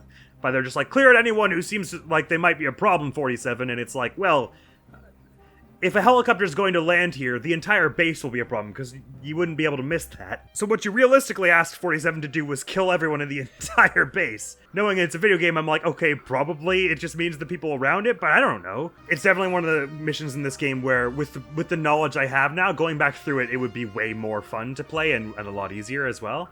As evidenced by the time that I accidentally got Silent Assassin when I was just going in there to check the clothes that were on the cot. But anyway, just definitely not among my favorite missions. It felt like it needed one more gimmicky way to kill the target. Like if there were some way to lure him out into an easier place to take a shot. But I wouldn't say I exactly know what the solution would be. Like maybe have some kind of like precious item in the area that he goes to check up on regularly, and if you swipe it, then he'll start running around up top looking for it or something like that. Just something to make it so that you're not forced to just like worm your way into that little back room somehow, maybe. Next up at number 19, I would put Anathema. Again, I don't really have a fair vantage point to critique this one, because at that point I still didn't understand a single bit of how the game worked, basically. I was still trying to tutor myself. So I can't really comment on all the unique ways they were all, but it did seem like there were some cool ways you could stick the guns in with the groceries, and if you didn't hang around with the disguise, then you could have gotten in with that disguise and then had guns in there. But then I didn't really understand how you were supposed to get to the target, who kind of walks back and forth between 2 places, but then will kind of hang around in one place for a long time. And I never really felt like once I was in there, I was going to be able to sneak around to where I needed to be. It's just very tight corridors, and especially for a mission 1, it feels pretty damn punishing. The setting is cool though, the manner. I like how you can just see the target playing golf at the beginning, and it's just like, oh, when I get up there, you're so dead. But then there's also the sun and the lawyer. Like there are a lot of moving parts in this mission that are, some of which feel a little bit teensy weensy relevant. And not that it's bad to have irrelevant details, that makes it feel more alive, and of course makes it so that if there's some kind of riddle or puzzle to solve about where to go, adding extra insignificant details is nice, because then it means it's not painfully obvious what you're supposed to do, always. But anyway, hard for me to comment, being that I didn't really understand what was going on that whole time. Next, I would put Hidden Valley. This one, I mean, most of the issues with this one are purely functional. It's very weird that all of a sudden a system that has never been in the rest of the series up to this point is in place, where guards check your ID. I don't know what the point of that is, because there are plenty of disguises where it just doesn't work, right? And like, if they look at you, they'll just start shooting you. So if that's what they wanted to happen, I don't know why they bothered with the checking your ID thing. It had the added effect that it made it so that I could just run by them, and while they were still in the checking ID animation, I could just not get shot and run by, which is what I did. But it's weird to just change the rules to that all of a sudden, and then back 2 missions later with no warning. It's weird that the snipers don't operate under the rule set of just shooting you, except for the ones in next mission at the gates. It's weird that the van shows up, but it's not really lined up with the sniper's eye line that you could actually climb into it, I don't think. Or it would be pretty exceedingly difficult. It's weird that the trucks run over the NPCs and that causes an alert.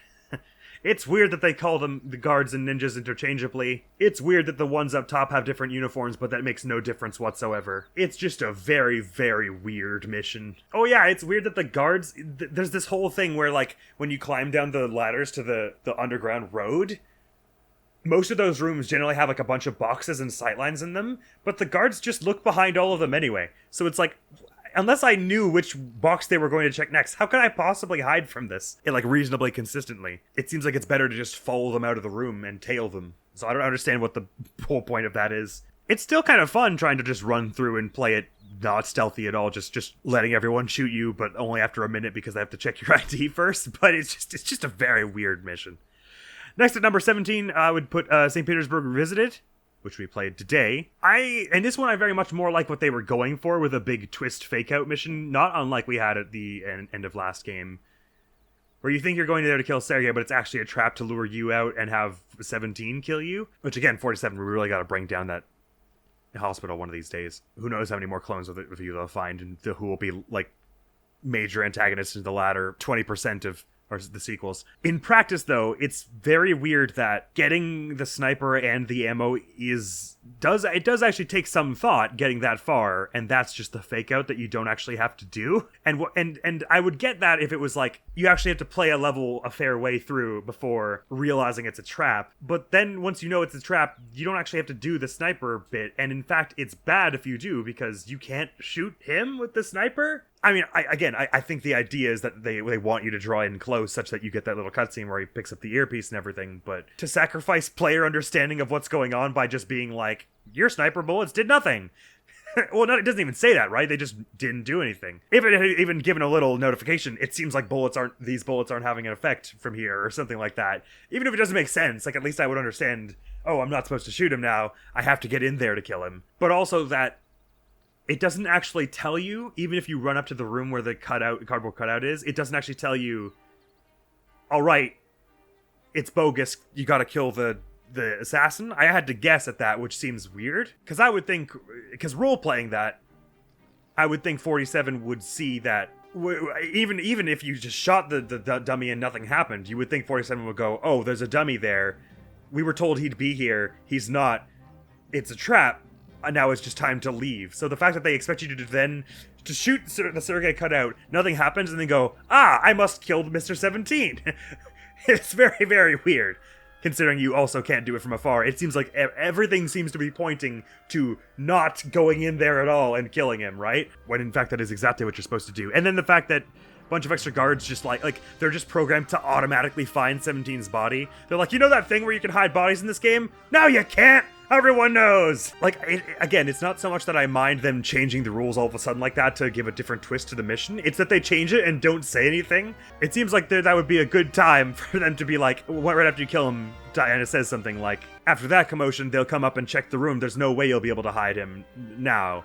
Get out of there. It was that, and then the first time we ran through the sewer, the guards were like looking straight at the exit to the metro, I'm pretty sure. So I assumed the sewer was just a no-go. So I went back up top and tried to sneak around there, and then the routes there were a little random, and then one time I got around them, and it seems like they saw me through, they just auto-saw me anyway, or a guard like happened to come sprinting around the corner at that exact moment in a weird way, and then I went back down the sewer, and they were looking a different way, so I was able to just go out that way, and it was just all very like, that they expected me to just reason my way out of this. It's like, they overestimate my intelligence so much in this game. It bears noting somewhat, I suppose, that there are a lot of these unusualnesses that would be drastically mitigated if I were playing on an easier difficulty and I could save frequently and I could see where all the guards were and civilians were on the map. So I suppose in the middle of this ranking, I could argue that point, that I think maybe the professional difficulty is in some ways difficult in the wrong ways, in that I get limiting the saves to make it so that you have to create a better plan that you can't just throw yourself at multiple times, because doing so would be extremely time consuming on professional. I like the idea that professional forces you to come up with better plans by restricting your saves. I don't especially care for the fact that in some missions it feels like they're really expecting you to be able to know where guards are when you couldn't possibly, unless you had played it on an easier difficulty first. Like, to be clear, if that was their intention in designing it, fair enough. It should say that somewhere. It should say you are expected to know guard routes from having played on easy first, if they are expecting you to know. Oh yeah, that was the thing. It's nice. The keyhole is a nice addition. I wish you could have tilted while looking through a keyhole. That feels like something kind of important. Next up at mission 16, I would go the motorcade interception. A bit like Tunnel Rat, I think functionally, I don't actually have too many big beasts with this mission. It's more about the conceptually, like, I didn't know that about this. With the way they introduce it in the briefing, they'd be really suspicious seeing a foreigner carrying around a big gun. 47 really makes it sound like, A, your disguises won't work, and B, anyone seeing the gun from any distance will converge on will immediately start shooting you. When in reality, it means the precise opposite. Get a local disguise and carry around the big gun out of people's eyesight. So that took a while to figure out. I didn't think that map needed to be quite as big as it was, because I guess what that was trying to do was give you a bit of risk reward, in that the farther you are daring to sneak the gun, the better a vantage point you could get to. But the best vantage point seems to be the one in the middle. I didn't really feel like the map needed to be quite that big. The civilian routes being kind of random was unhelpful. Although I guess I will say that the civilian routes being random did somewhat help me find out in the end that they were not intending for me to sneak around civilians. Overall, that one is nice and straightforward, and I did like it, though. Well, it's straightforward in what they are functionally asking you to do, but not necessarily in the way they explain it. Next, I would put at number 15, Tracking Hayamoto. I do like the setting of this one. It's a really cool little, like, manor you kind of have to sneak into. There's like little Zen gardens and stuff. I like the claustrophobia in that map, because the neat thing about it is that you're so close to the target from the get-go, but to kill them in a way that facilitates planting the bug is tricky to do so violently like that. So you have a strong motivation to look for the smart way, quote unquote, to do it, which is what we ended up doing. Again, I didn't really get why the weirdness with the inside-outside guards having different different opinions of your disguise abilities, and I don't really understand why the two guards at the front gate were more attuned. Were basically like the inside guards, where they didn't buy or disguise at all, where some other outside guards did. And that just seemed like a weird addition, because it didn't add much to the mission that I had to sneak around them at the end. You know what I mean? If I had been able to walk right past them, it would have just been the same thing, but like 10 seconds shorter. So some weird choices as far as I'm concerned. Also, that gate that's right at the beginning to the Zen garden, can you actually open that from the other side? I didn't think you could. So like, what's it doing there? But the setting was cool, the music was cool. I like the idea of planting a bug on poisoned fish to kill him and plant a bug on him in one swoop, and that the whole idea of bugging him was to get access to his father. That's a really cool idea for like an assassination mission. Like, the justification for how what you're doing helps the overall mission is always interesting. For instance, in the Death of Hannelore, I didn't really understand how taking out the main propagandist had a point. If the guy is going to die in a minute, then what does her propagandist and physician matter? Or his propagandist and physician matter? Is she going to become the next cult leader? Like, what reason did we have to kill her? When we could have just boated over to the other island and been done with it. I digress. Now, next up at mission 14, number 14, I would put the final mission, Redemption at Gontrano. I really, really, really like the way Chekhov's gun of that whole, the whole Sicily map that you've been wandering around in the whole time. I kept hoping, I can't wait till they bring this back in a mission. And they did, and it did not disappoint. And I love the idea that it starts you at the entrance, a little bit away from your gun shed. So if you get that far, you can get all your gear, and then you're like, all right, who wants it? That is an exceptionally cool idea, cinematically, gameplay-wise, etc. I get making them like some pretty elite guards, because it's the final mission, you want it to feel pretty intense. They felt a bit like maybe like a little too hyper good at killing people. Sometimes they're really quick with the sniper. They can shoot you before a bullet hits them after you fire. And this is where like the leaning becomes a big problem because it's really difficult to lean around a corner at someone. You kind of have to just like run by and get it, which is a lot harder. Enemies will sometimes run around in ways that you don't anticipate and be kind of inconsistent where they spawn in between attempts. And again, this is another situation where when you're playing on professional, it's really hard to get a sense of where enemies are. I get that, obviously that was deliberate. They were the ones who removed it from professional mode. But when I think about how different the experience would have been had I had them on radar, I don't think it would have been worse. I think it would have been more enjoyable had I been able to say, okay, I know there are some on that side, some on this side. Whereas this time it was like, I think there are like 5 people over there and like 2 people over here, and I would take one step and get needled from 6 directions with bullets and be like, okay, there were some guards I didn't know about. I guess it'll take another half hour for me to get back there. I think in the end it took we were at about 5 hours into this recording when I finished that mission, and we had gotten through the St. Petersburg return at an hour and a half, so I think it was a good 3.5 hours that last mission took me, start to finish. Fact check that me in editing. But anyway, the idea of shooting him through the heart thing in the confession booth was neat. And it's weird that he jumps out and then it's like you immediately have to shoot him, and it's like a cutscene ends and they don't even give you a half second before he one-shots you. I mean, way to make it the last boss intimidating, I guess, and tense, but also stop. Don't be like that. Overall, though, I did like the way, the vibe of that mission, storming back into your own base at night. Next up at 13, I would put the Graveyard Shift. Again, some funky and quite spectacularly unusual guard behavior. Some goof-tastic guard behavior in this one. But I like the idea of it being like an office building with a bunch of programmers working in it, and you have to swipe something off of one of the programmers, and then go double back to the other side of the map, and then you run off the sky bridge at the end by like shooting out a window. Like the structure of the mission is cool. The specifics felt a little finicky because, for one thing, I had no reason to believe that in the gun lockers any of the guards would have a silenced gun. What use does a security guard have for a silenced gun, right?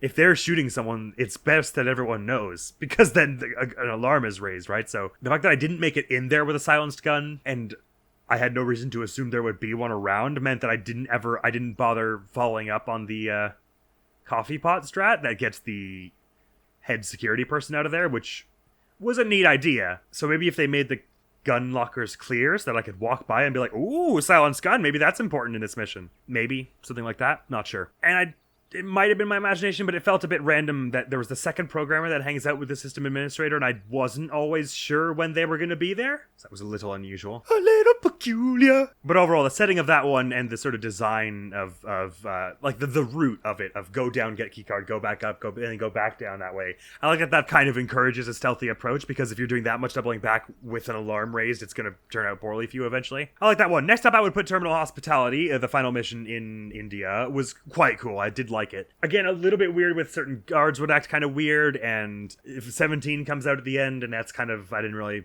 feel the need for that, because I was running out. There was no way I was going to anticipate that and sneak around him, so that kind of wrecked my stealth at the end in a way that I didn't feel was fair. I don't really understand why some of the guards who wear orange and come down from up top can see better in the dark.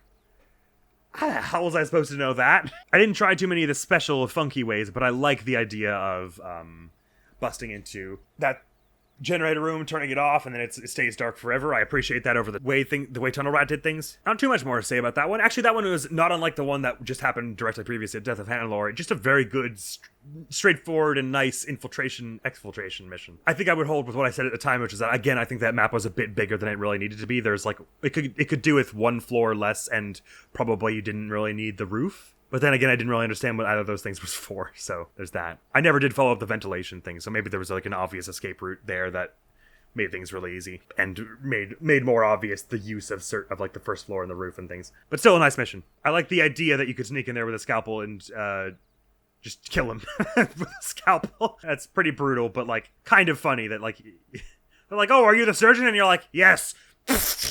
All right. Surgeon's over. So, wasn't he supposed to get a new heart? No, he's good. Time to go. Next, I would put At the Gates. In spite of having some of the similar weirdness that Hidden Valley did, I think this one had some really cool dramatic beats in it. I really like the guard that patrols the the generator, even though they annoyed the hell out of me and made me so tense, it really did make for a good little stealth portion that you have to be pretty precise with. It's weird that they can't see through the fence, considering some other guards can in other fences in this game, but there's that. It's weird that the generator only explodes if you shoot it in a certain spot. I guess that kind of technically makes sense, but I certainly wasn't guessing it at that point. I think there were guards in the rafters that would like see you out of nowhere in certain portions, and it was a bit weird, and I didn't really care for that. I don't understand what the point of that one room is on the northeast side where like you deactivate a laser gate and there's just a room full of like 20 guards looking at you with snipers and assault rifles, and no matter what your stealth status is, they will just kill you if you walk there. It has very much has the feel of we designed an area and now we realize we don't need it, so let's block it off. But in that case, I wish they would have just like put a brick wall, because I like tried it a few times and I was like, this isn't gonna do anything. They're just gonna keep shooting me. I don't know why I'm here, and I still don't know why I was there. I like the idea of the third generator being hidden from satellite, so you have to intuit that okay, it's probably inside. Look on the map, where's the closest inside portion that looks funny and out of the way and has like a side stop to it. It only took me like 20 seconds to figure it out, but it felt like I felt cool when I figured it out. So I appreciated that. I like the wide guard routes and all the different ways through that like sort of first snowy area. I love the two guards with their little romance. Very dramatic and cool mission, that one. I do kind of like that in the end they have really, really good eyesight and you have to just sneak widely around them. It annoyed me at the time because I was like, no one explained this to me. And I still don't really have a good sense of how far their eyesight is, but by the end I was cool with it. Next up at number 10, I would put the jacuzzi job. I like the idea this was the first time we had a chance to, well, I guess you could have shot out lights in early missions, but this was the first time I remember that you could turn off a generator and then like really sprint around in the dark and cause some confusion and take some names and lives. The AI of his like bodyguards in the room with him, the ones in the bikinis, was really weird. They would just like randomly come outside and shoot you.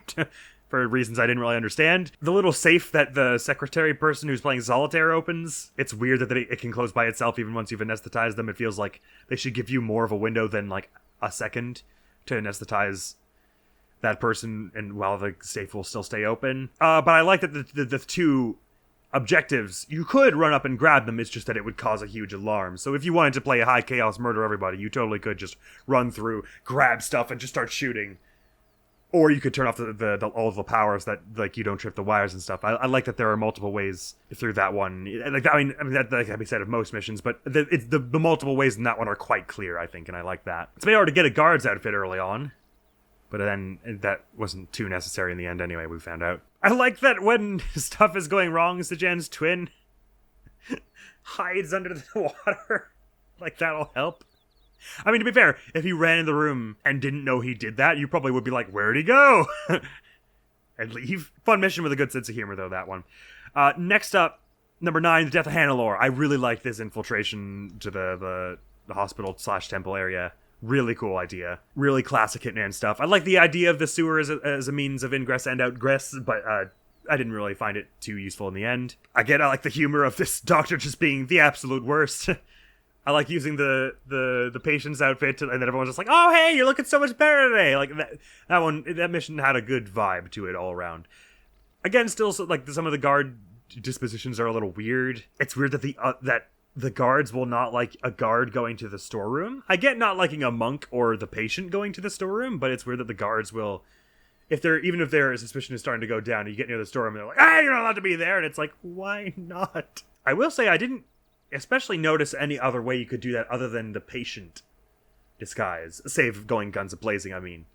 And that seemed a bit weird. It felt like there should have been some way to stealth through up to the doctor's office. But I mean, I still would have taken the patient disguise away because that's 1,000 times more fun. Very solid mission, for sure. Next up would be two-way torpedo.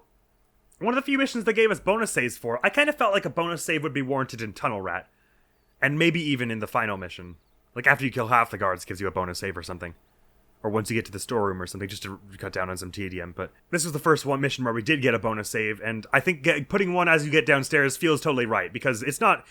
Like, getting into the building is its own hurdle. That's kind of a very separate challenge, and so to make you redo that over and over again would be really obnoxious, I think. So I appreciate that they give you a save at that point. I think even the save once you bring Smith up the elevator wasn't really necessary, because you don't have much to do after that. Nice of them, but not really necessary. If I could have, I would have taken that save, the second save of that mission and put it in Tunnel Rat, probably, for when you get down into the base or something. Or when you kill the target, maybe. Because I realized at some point that I was saying they had to find a point where you were safe to give you a bonus save, and that's not true at all, because it's your choice when to use the bonus save. So they can give you one whenever. I think they should give you one. They should probably have given you one when you killed the target in Tunnel Rat. Anyway, back to Two-Way Torpedo, though. I really like the verticality of this mission. The starting, climbing up the sewer, going around that area, and either taking the truck or the sewer out the other side, going into that building. You can go up for a deagle if you want, go back down to the elevator, down, and then there's that whole floor, and then there's a lower floor below that. I think Two-Way Torpedo was one of the areas where I felt the whole suspicion system played into the gameplay a lot, because it wasn't just like I have to walk in a wide circle in a really weird way around this guard. It was like I have to like squeeze by and like really try to not look suspicious as I do so, or like look casual in a corner, like trying not to panic. And I think it really came to a head in that area, because you're like right in the thick of the base. There's nowhere to like run and hide, really. And what an idiot I was for missing the climb through the window prompt. Although I feel like that prompt and the shoot prompt in the first mission in Malaysia were kind of weird in how they didn't always show up. Like, you had to really be facing them pretty straight on in a way that was kind of obnoxious.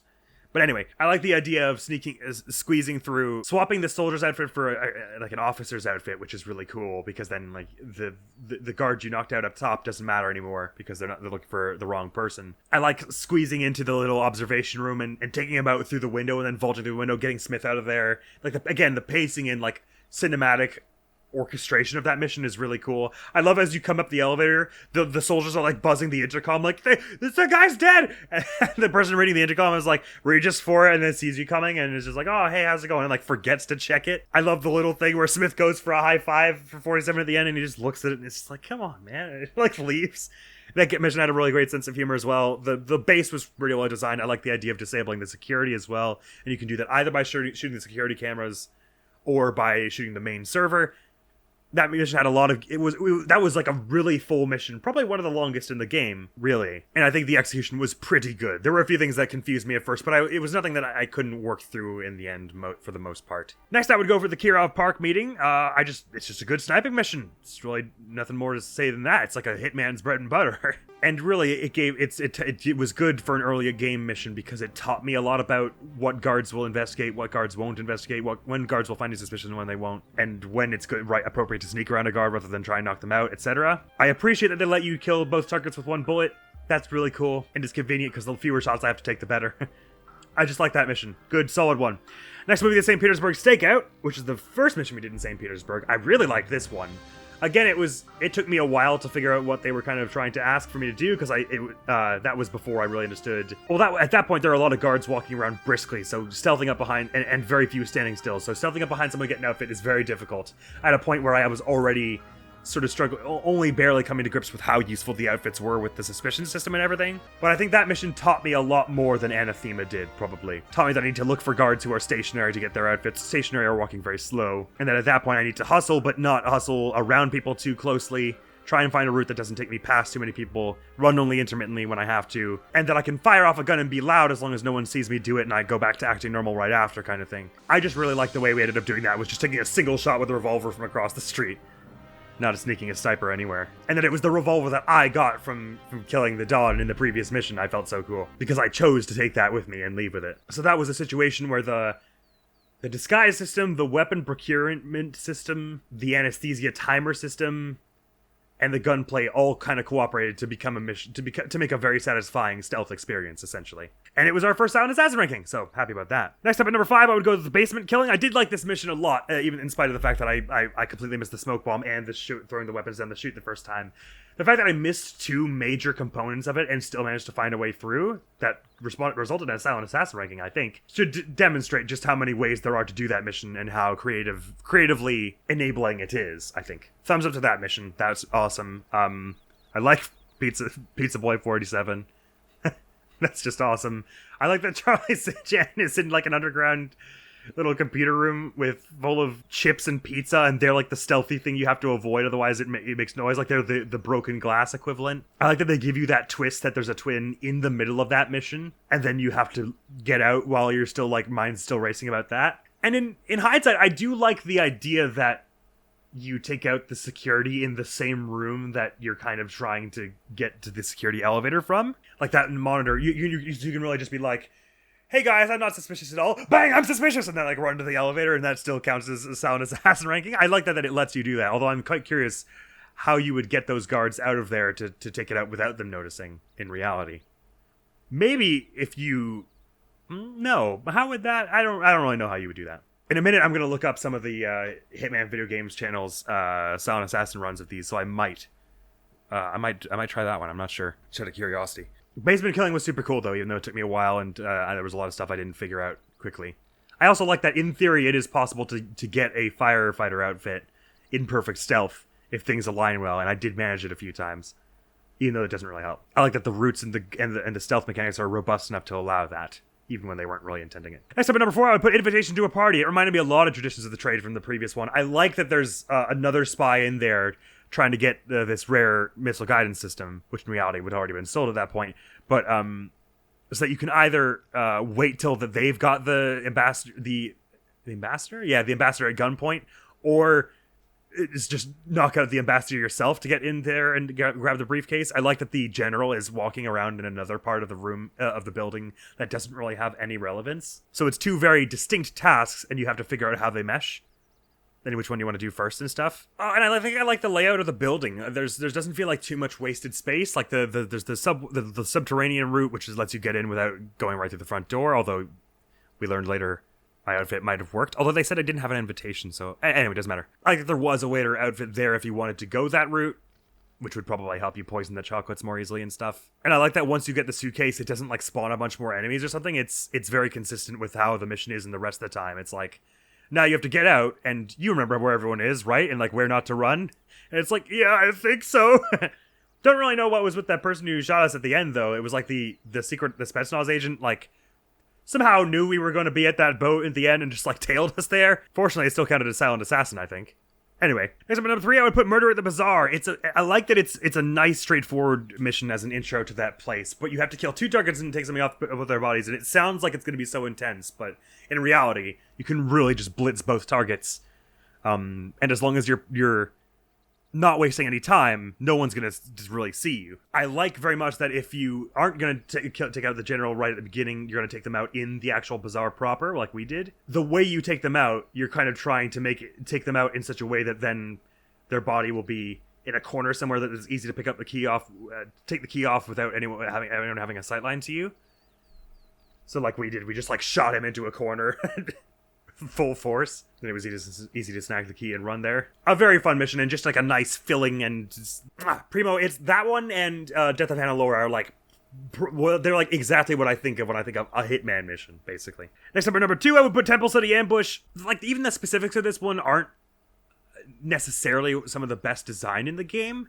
It's a little weird that there's like the one guard who kind of glitches out and follows you around. It's a little weird that they don't explain that guards will appear in a different order depending on which market you go to first, such that one of them is obviously better than the other, or I would say, because there's one of them has a guard in the middle, a civilian in the middle, one of them doesn't. There's kind of a lot of running you have to do because Smith appears in different places and stuff. But overall, just the idea of reverse assassinifying 2 assassins before they come after you is so dope. And again, I like the idea that one of them is on the ground with a pistol assassin and the other one's in the window with a sniper assassin. And that you're trying to reverse assassinate them, but then that makes you look really suspicious and murdery, because if you're getting them quick enough, then they didn't even draw a gun on you. You just killed some random person, so you have to like take out the assassins without looking like an assassin, or behaving like an assassin, and then get out of there lickety-split. The idea of that mission and the area of design was all primo as far as I'm concerned. Leading us to number 1, Shogun Showdown. It was definitely harder to choose a number 1 in this game than the previous one. Previous one, it was like, yeah, it's Traditions of the Trade. I know that. This time, any of the top 5 probably could have been it, really. Even the top 6. Invitation to a Party I liked a lot. Temple City Ambush was a really cool idea, but just in terms of overall execution, I think Shogun Showdown takes the cake. Even though the guards behave very strangely in some ways, like there's the whole bug where if they find an unconscious body, well, like if an unconscious person wakes up, everyone knows where you are for no reason. Those little things felt very innocuous once you had a better understanding of the world, of that area's rules. I appreciate really strongly that it's an area where a disguise totally works and doesn't like kind of sort of work, and you have to be really careful with it. Like because it's a head-to-toe disguise, it works quite well and it makes it very easy to explore. I like the idea of multiple key cards letting you in and out. I like the idea of swiping the missile guidance system. As I said, I love the idea of it two objectives in the same tower, but at the top and the bottom. I like the idea of the alarm bringing him out. I like the idea of him having some elite guards up top. I like the idea of the helicopter as an escape route. I like the idea of the squeaky floorboards. There are just a lot of little things. Not even necessarily that the whole thing comes together in like a super cohesive way, I wouldn't even say, but just a lot of little factors work really well and are really cool individually. And again, I appreciate they give you a save in the middle just to cut down on tedium and slow crouch walking. Very cool mission. My favorite getaway in the series so far that we've done. And it gave us my sword, which I love forever. I really like, because I was worried that when I hatched the plan of, oh, he's going to try and escape in the helicopter, right? So if I just stand at the helicopter, I can just shoot him and then take the helicopter. I was really worried that it was going to be like, as soon as he gets outside, it just plays the cutscene of him getting into the helicopter. But they really designed it well, such that he actually has to run up as far as the helicopter. So it feels more organic that way, and that you could actually stop him at any point along that route and then get out. So there you have it, my mission ranking from top to bottom. Bottom to top, really, that's the way I did it. And I said earlier that I would probably go watch some videos of the Hitman video games channel, silent assassinating some missions. Of course, I don't want to like play their whole video unedited, so I'm probably just gonna like cut around it and show you some key moments of like, oh, that's how they did that. I'm just gonna check out 3 missions. I think the ones I want to check out are number 1, Anathema, because I never actually figured out a sneaky-ish way to do that. Number 2, Hidden Valley, because that place is weird. I'm only gonna do 3. Should I watch Shogun Showdown or Basement Killing as the third one? I'm more curious about Basement Killing because I want to see how they disable the security. So here we go. We're on the Hitman Video Games channel, just called Hitman Video Games. I'll leave a link to their full Silent Assassin playlist, as in the Hitman 2 Silent Assassin playlist, in the descripto. But for now, let's just check out Anathema, Hidden Valley, and Basement Killing. Oh wow, you can hear 47's footsteps much better. Maybe just because I had the sound turned down a little, or maybe it's whatever port they're playing on. It kind of looks like they're playing on console, doesn't it? The way the camera is moving. I'm not sure what they're playing on, though. Oh, it says they're playing on Windows. Never mind. This video was like 13 years ago. Wow. So they're waiting over here for the guard who takes a leak at this tree, first off. That's more or less the first thing we did, isn't it? I think so. Or that's what we were doing for a while, anyway. They're dragging the body inside, so no one who's patrolling sees it. Right? And they get the outfit then. They head down to find out that Vittorio isn't there. Oh no, sorry, they're heading up to the kitchen.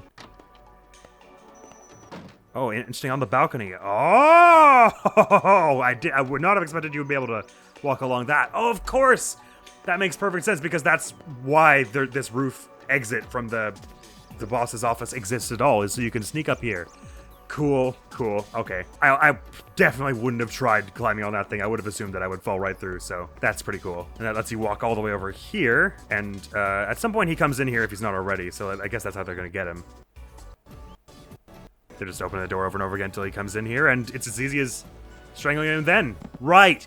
That makes sense, because I couldn't, like, I was like, his bedroom and his office are both, like, guarded out front, so what the hell? How are you supposed to get into him in stealth? But of course, the roof. That makes a lot of sense.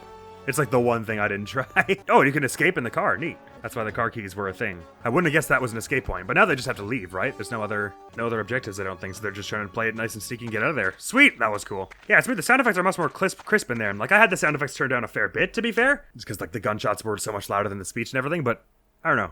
Their sounds are better than mine. I don't know why. All right, that was totally sick. So I'm gonna guess what they're gonna do for this one is they're gonna find some way in and to sneak down one of those secret entrances.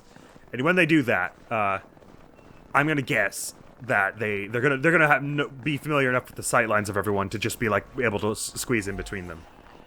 I am so impressed that they just dodged that sniper, sprinting the entire time. They must know precisely when the guard looks left and right and all. All right, so they're starting with this one's outfit, which is mostly to protect you from the snipers, I think. They're taking the crossbow.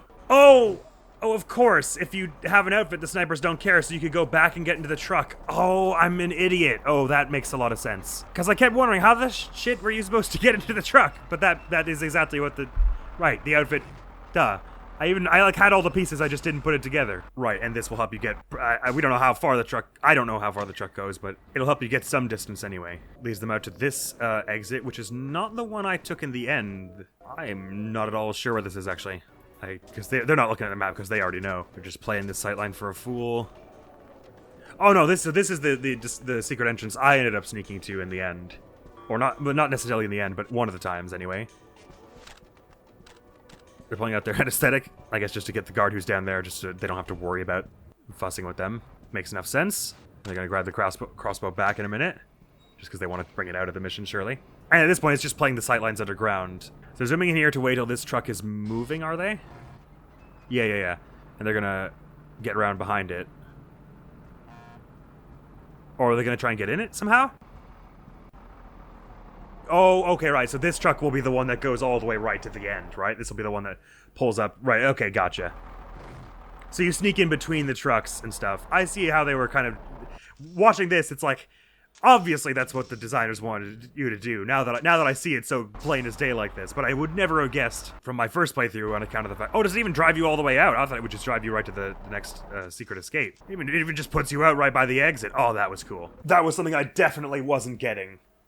Was that the multiple trucks would pull up right beside each other such that you could swap them and get to the other one. Especially as if the trucks ran over the NPCs, then they would stop altogether. And so the routes would be less obvious that way. Another situation where if I had all the units on radar, I could study the map for a few minutes and get a sense of what every character does. That was immensely cool. Finally, basement killing. Only 4 minutes. Oh, I can't wait to see this. They're going to pull some super slick stuff. What I wonder is, are they going to do... the firefighter route, the pizza boy route, or none of the above? And if the answer is none of the above, then what other route is there? What other option? So this is Locker 137 with the smoke bomb, so it makes it sound like they're going with the firefighter route. Well, I suppose you don't necessarily need to use the firefighter's outfit at that point, do you? You could just as well use the smoke bomb to make an actual smoke screen. So they're gonna throw some guns down the chute, no doubt. So sorry, you not authorized for access. Oh no, they put the smoke bomb... Oh, they put the smoke bomb down the chute and then the firefighters are authorized to head down there, is that it? So all the firefighters clear out of the fire room, then you go grab an outfit and follow them down, is that the idea? I hadn't even thought about that, putting the smoke bomb down the chute. Oh, okay, well while there's an alarm going, the firefighters don't even care about you being here, apparently. And in the pandemonium, you can just grab an outfit and go. I guess they wouldn't like seeing you picking up an outfit, which is why they waited. So right, that triggers the thing, but they don't care. Which is why I assume that's why you're allowed to have your guns on as well. I had thought about that at some point, that you could trip the fire axe and they would just think that was what was buzzing, and so you could hide your guns that way. Oh, okay. I wasn't getting that if you did that smoke bomb thing, those two guards would leave there. Interesting. No.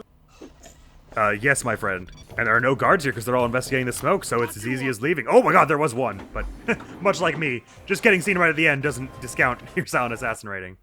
Nice. That was a ton of fun. So, Hitman Video Games, the channel link will be down there if you want to watch a whole bunch more of that, because I could watch that all day. That was so cool. I was assuming the smoke bomb was more for, like, you just throw it down any old place, and then a fire alarm is triggered, so a firefighter running around anywhere doesn't look all that odd. But in reality, you can throw it down the chute, and then it's like firefighters are all going downstairs, so you don't look weird there. I would not have guessed that you're allowed to just walk by the firefighters while they're going downstairs to grab an outfit. That's cool. I might watch some more of those on my own time, actually. Those are right cool. And on that note of how cool that was, I think we can say that's probably the end of the gameplay section of this review. So moving on to narrative. This is a pretty short portion. It's not a narratively driven game, but I very much like the way they developed 47's character in this one, because we got the starts of... how cool a character he is in the previous game with, like, his particular origin and how he's kind of like again, doesn't have a heart of gold, but does have a heart somewhere. We think. I mean, it's kind of hard to tell with him, right? But the idea of coming from being this, like, aberration, this person who shouldn't exist, that was kind of a thing they got into more in this game. To take the last thing where he kills all 4 of his fathers and his other father, Dr. Ortmeyer. Or wait, was Dr. Ortmeyer one of the people whose DNA... he had? Anyway, 4 or 5 of his fathers, through the last game, who were, seemingly quite bad people, so he was somewhat justified in doing so. But to do that, and then he gets up in a church in this game with all, like, the forgive me, father, for I have sinned imagery when he's just killed all his fathers, and the idea that he's seeking penance. But then, in an act of mercy trying to save this poor person he dragged into it, Emilio, he has to go do a bunch more killing. Is a cool way to build on the character, and I do like the focus on him, his whole I'm not of this world shtick, because it kind of, that whole, like, I killed my father thing, it's like reminiscent of, like, Frankenstein, right? The whole, he's a monster not because he's made of a bunch of, like, mismatched parts, he's a monster because no one accepts him, and so it's the circumstances of his life that make him a monster, not actually him and himself and his personality or anything like that.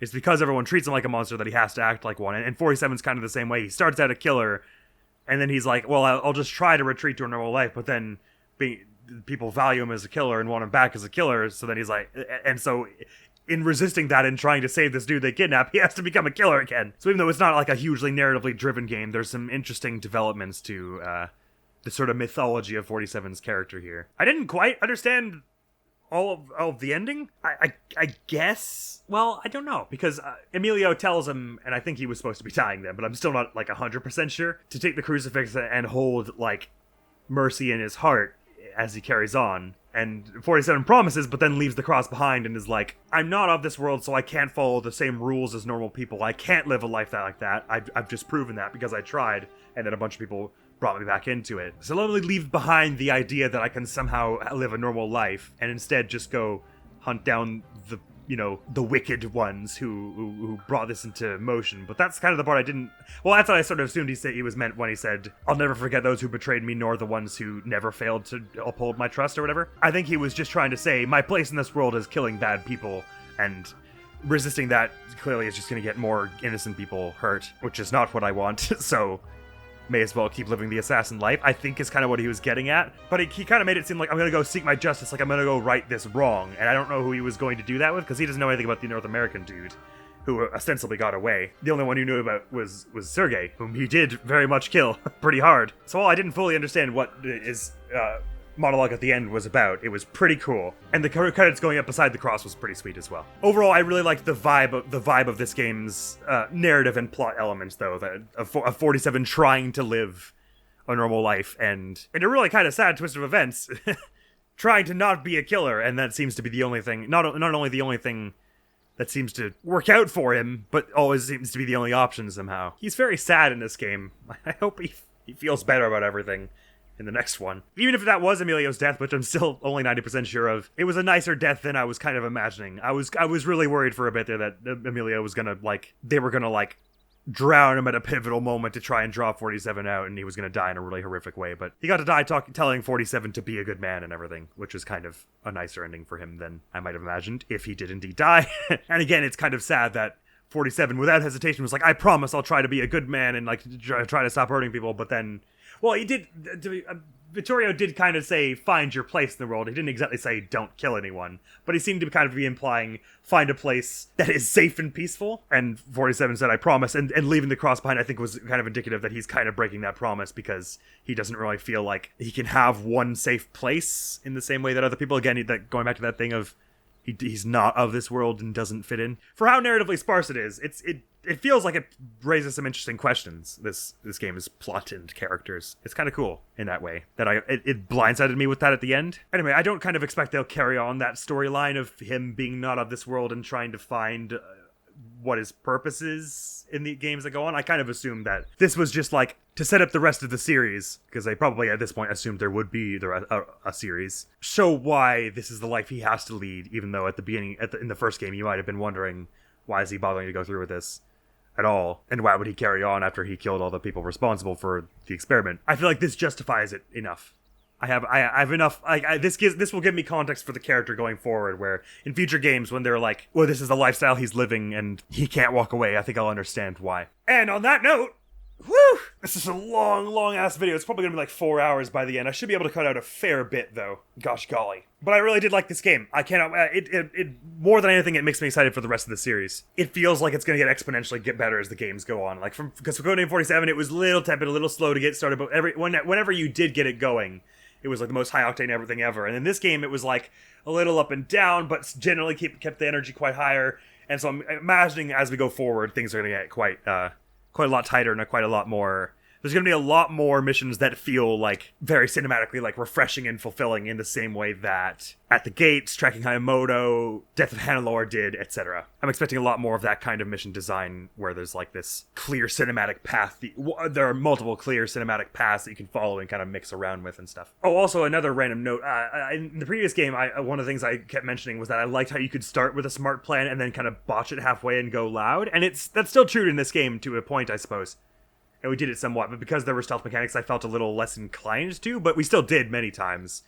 Get in there, do it smart, and then just run and lose all our stealth at the end. And I do, again, like that was an option. And that's the last thing I'll say about it. Oh boy, sorry that was such a long review, such a long video trying to get through those 2 missions, etc. Well, that is all for now. And now, with the Hitman 2 Sound Assassin out of the running, our playthrough order now goes Ace Attorney Spirit of Justice, Celeste EX, Ace Attorney Spirit of Justice, and Omori EX. That's right, we're starting our Omori EX playthrough, so we're going to be getting all the achievements, hopefully, and getting all the endings, and I'm going to cry a bunch probably, because it's a very sad game, but I'm quite excited for that as well, and also to have Ace Attorney in the double slot, because we're sort of picking up towards the end of that game as well. Not quite at the end, but we're like 70, 60, 70, 80%, so to get a little more momentum on those cases so I don't have to like take 4 days off in between them each time will be nice. My headspace will be a little more attuned to them and all. And of course, I'm quite excited for what we're doing in Celeste EX now, because we're quite near to starting the core, which is going to be so exciting. And the next video going up the channel is going to be Spirit of Justice, the one right above Omori, I think. I've already recorded it, and it was another angry one. So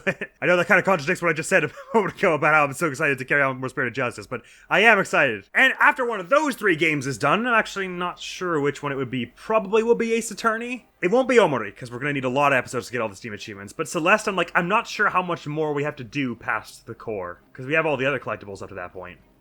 It's like the core and then the B-sides, and then I just need to find whatever those Steam achievements we don't have, so I don't know how long that'll take. I'm going to guess Spirit of Justice is the one that finishes next. After one of those 3 is done, we're going to be starting Super Mario Galaxy. That got voted on in the series poll, which was quite exciting, and we'll be doing a 100% run of Super Mario Galaxy, getting all 120 stars. That'll be so fun. I've never beaten it proper myself. I've gotten very, very close many times, but every time I get close to beating it, I'm like, I'll just go 100% the last few stars, and I'm like missing a bunch, and then I'm like, okay, I'll leave it for 6 years, and I come back to it. But not this time! So there you have it, this is the updated schedule, and the game that's coming after one of those. Get all of them off the screen. Now I gotta go choose what wildcard game is gonna be for after Super Mario Galaxy. I will make a post about it, but for now, that's the end of this video. So, thank you so much for coming around to Sound Assassin this playthrough. I'm sorry it would have been a long and arduous one to sit through, because it took me a long time to figure out a lot of the things, but there you go. We're at the end now, ain't we? Thank you so much for coming around. Hopefully I will see you around, Admiral. Gonna be out of here now. Peace! Bye! Bye-bye! See you. 47, say bye! Goodbye, everybody. I'm going to seek my justice now. You tell him, 47. You say the day. I believe in you. You'll do the hero thing, sort of hero, the anti-hero kind of thing. And I can't wait to see you in the next game, by the way. See you then, too, kiddo. Just call me kiddo. I'm not that much younger than you. How old are you?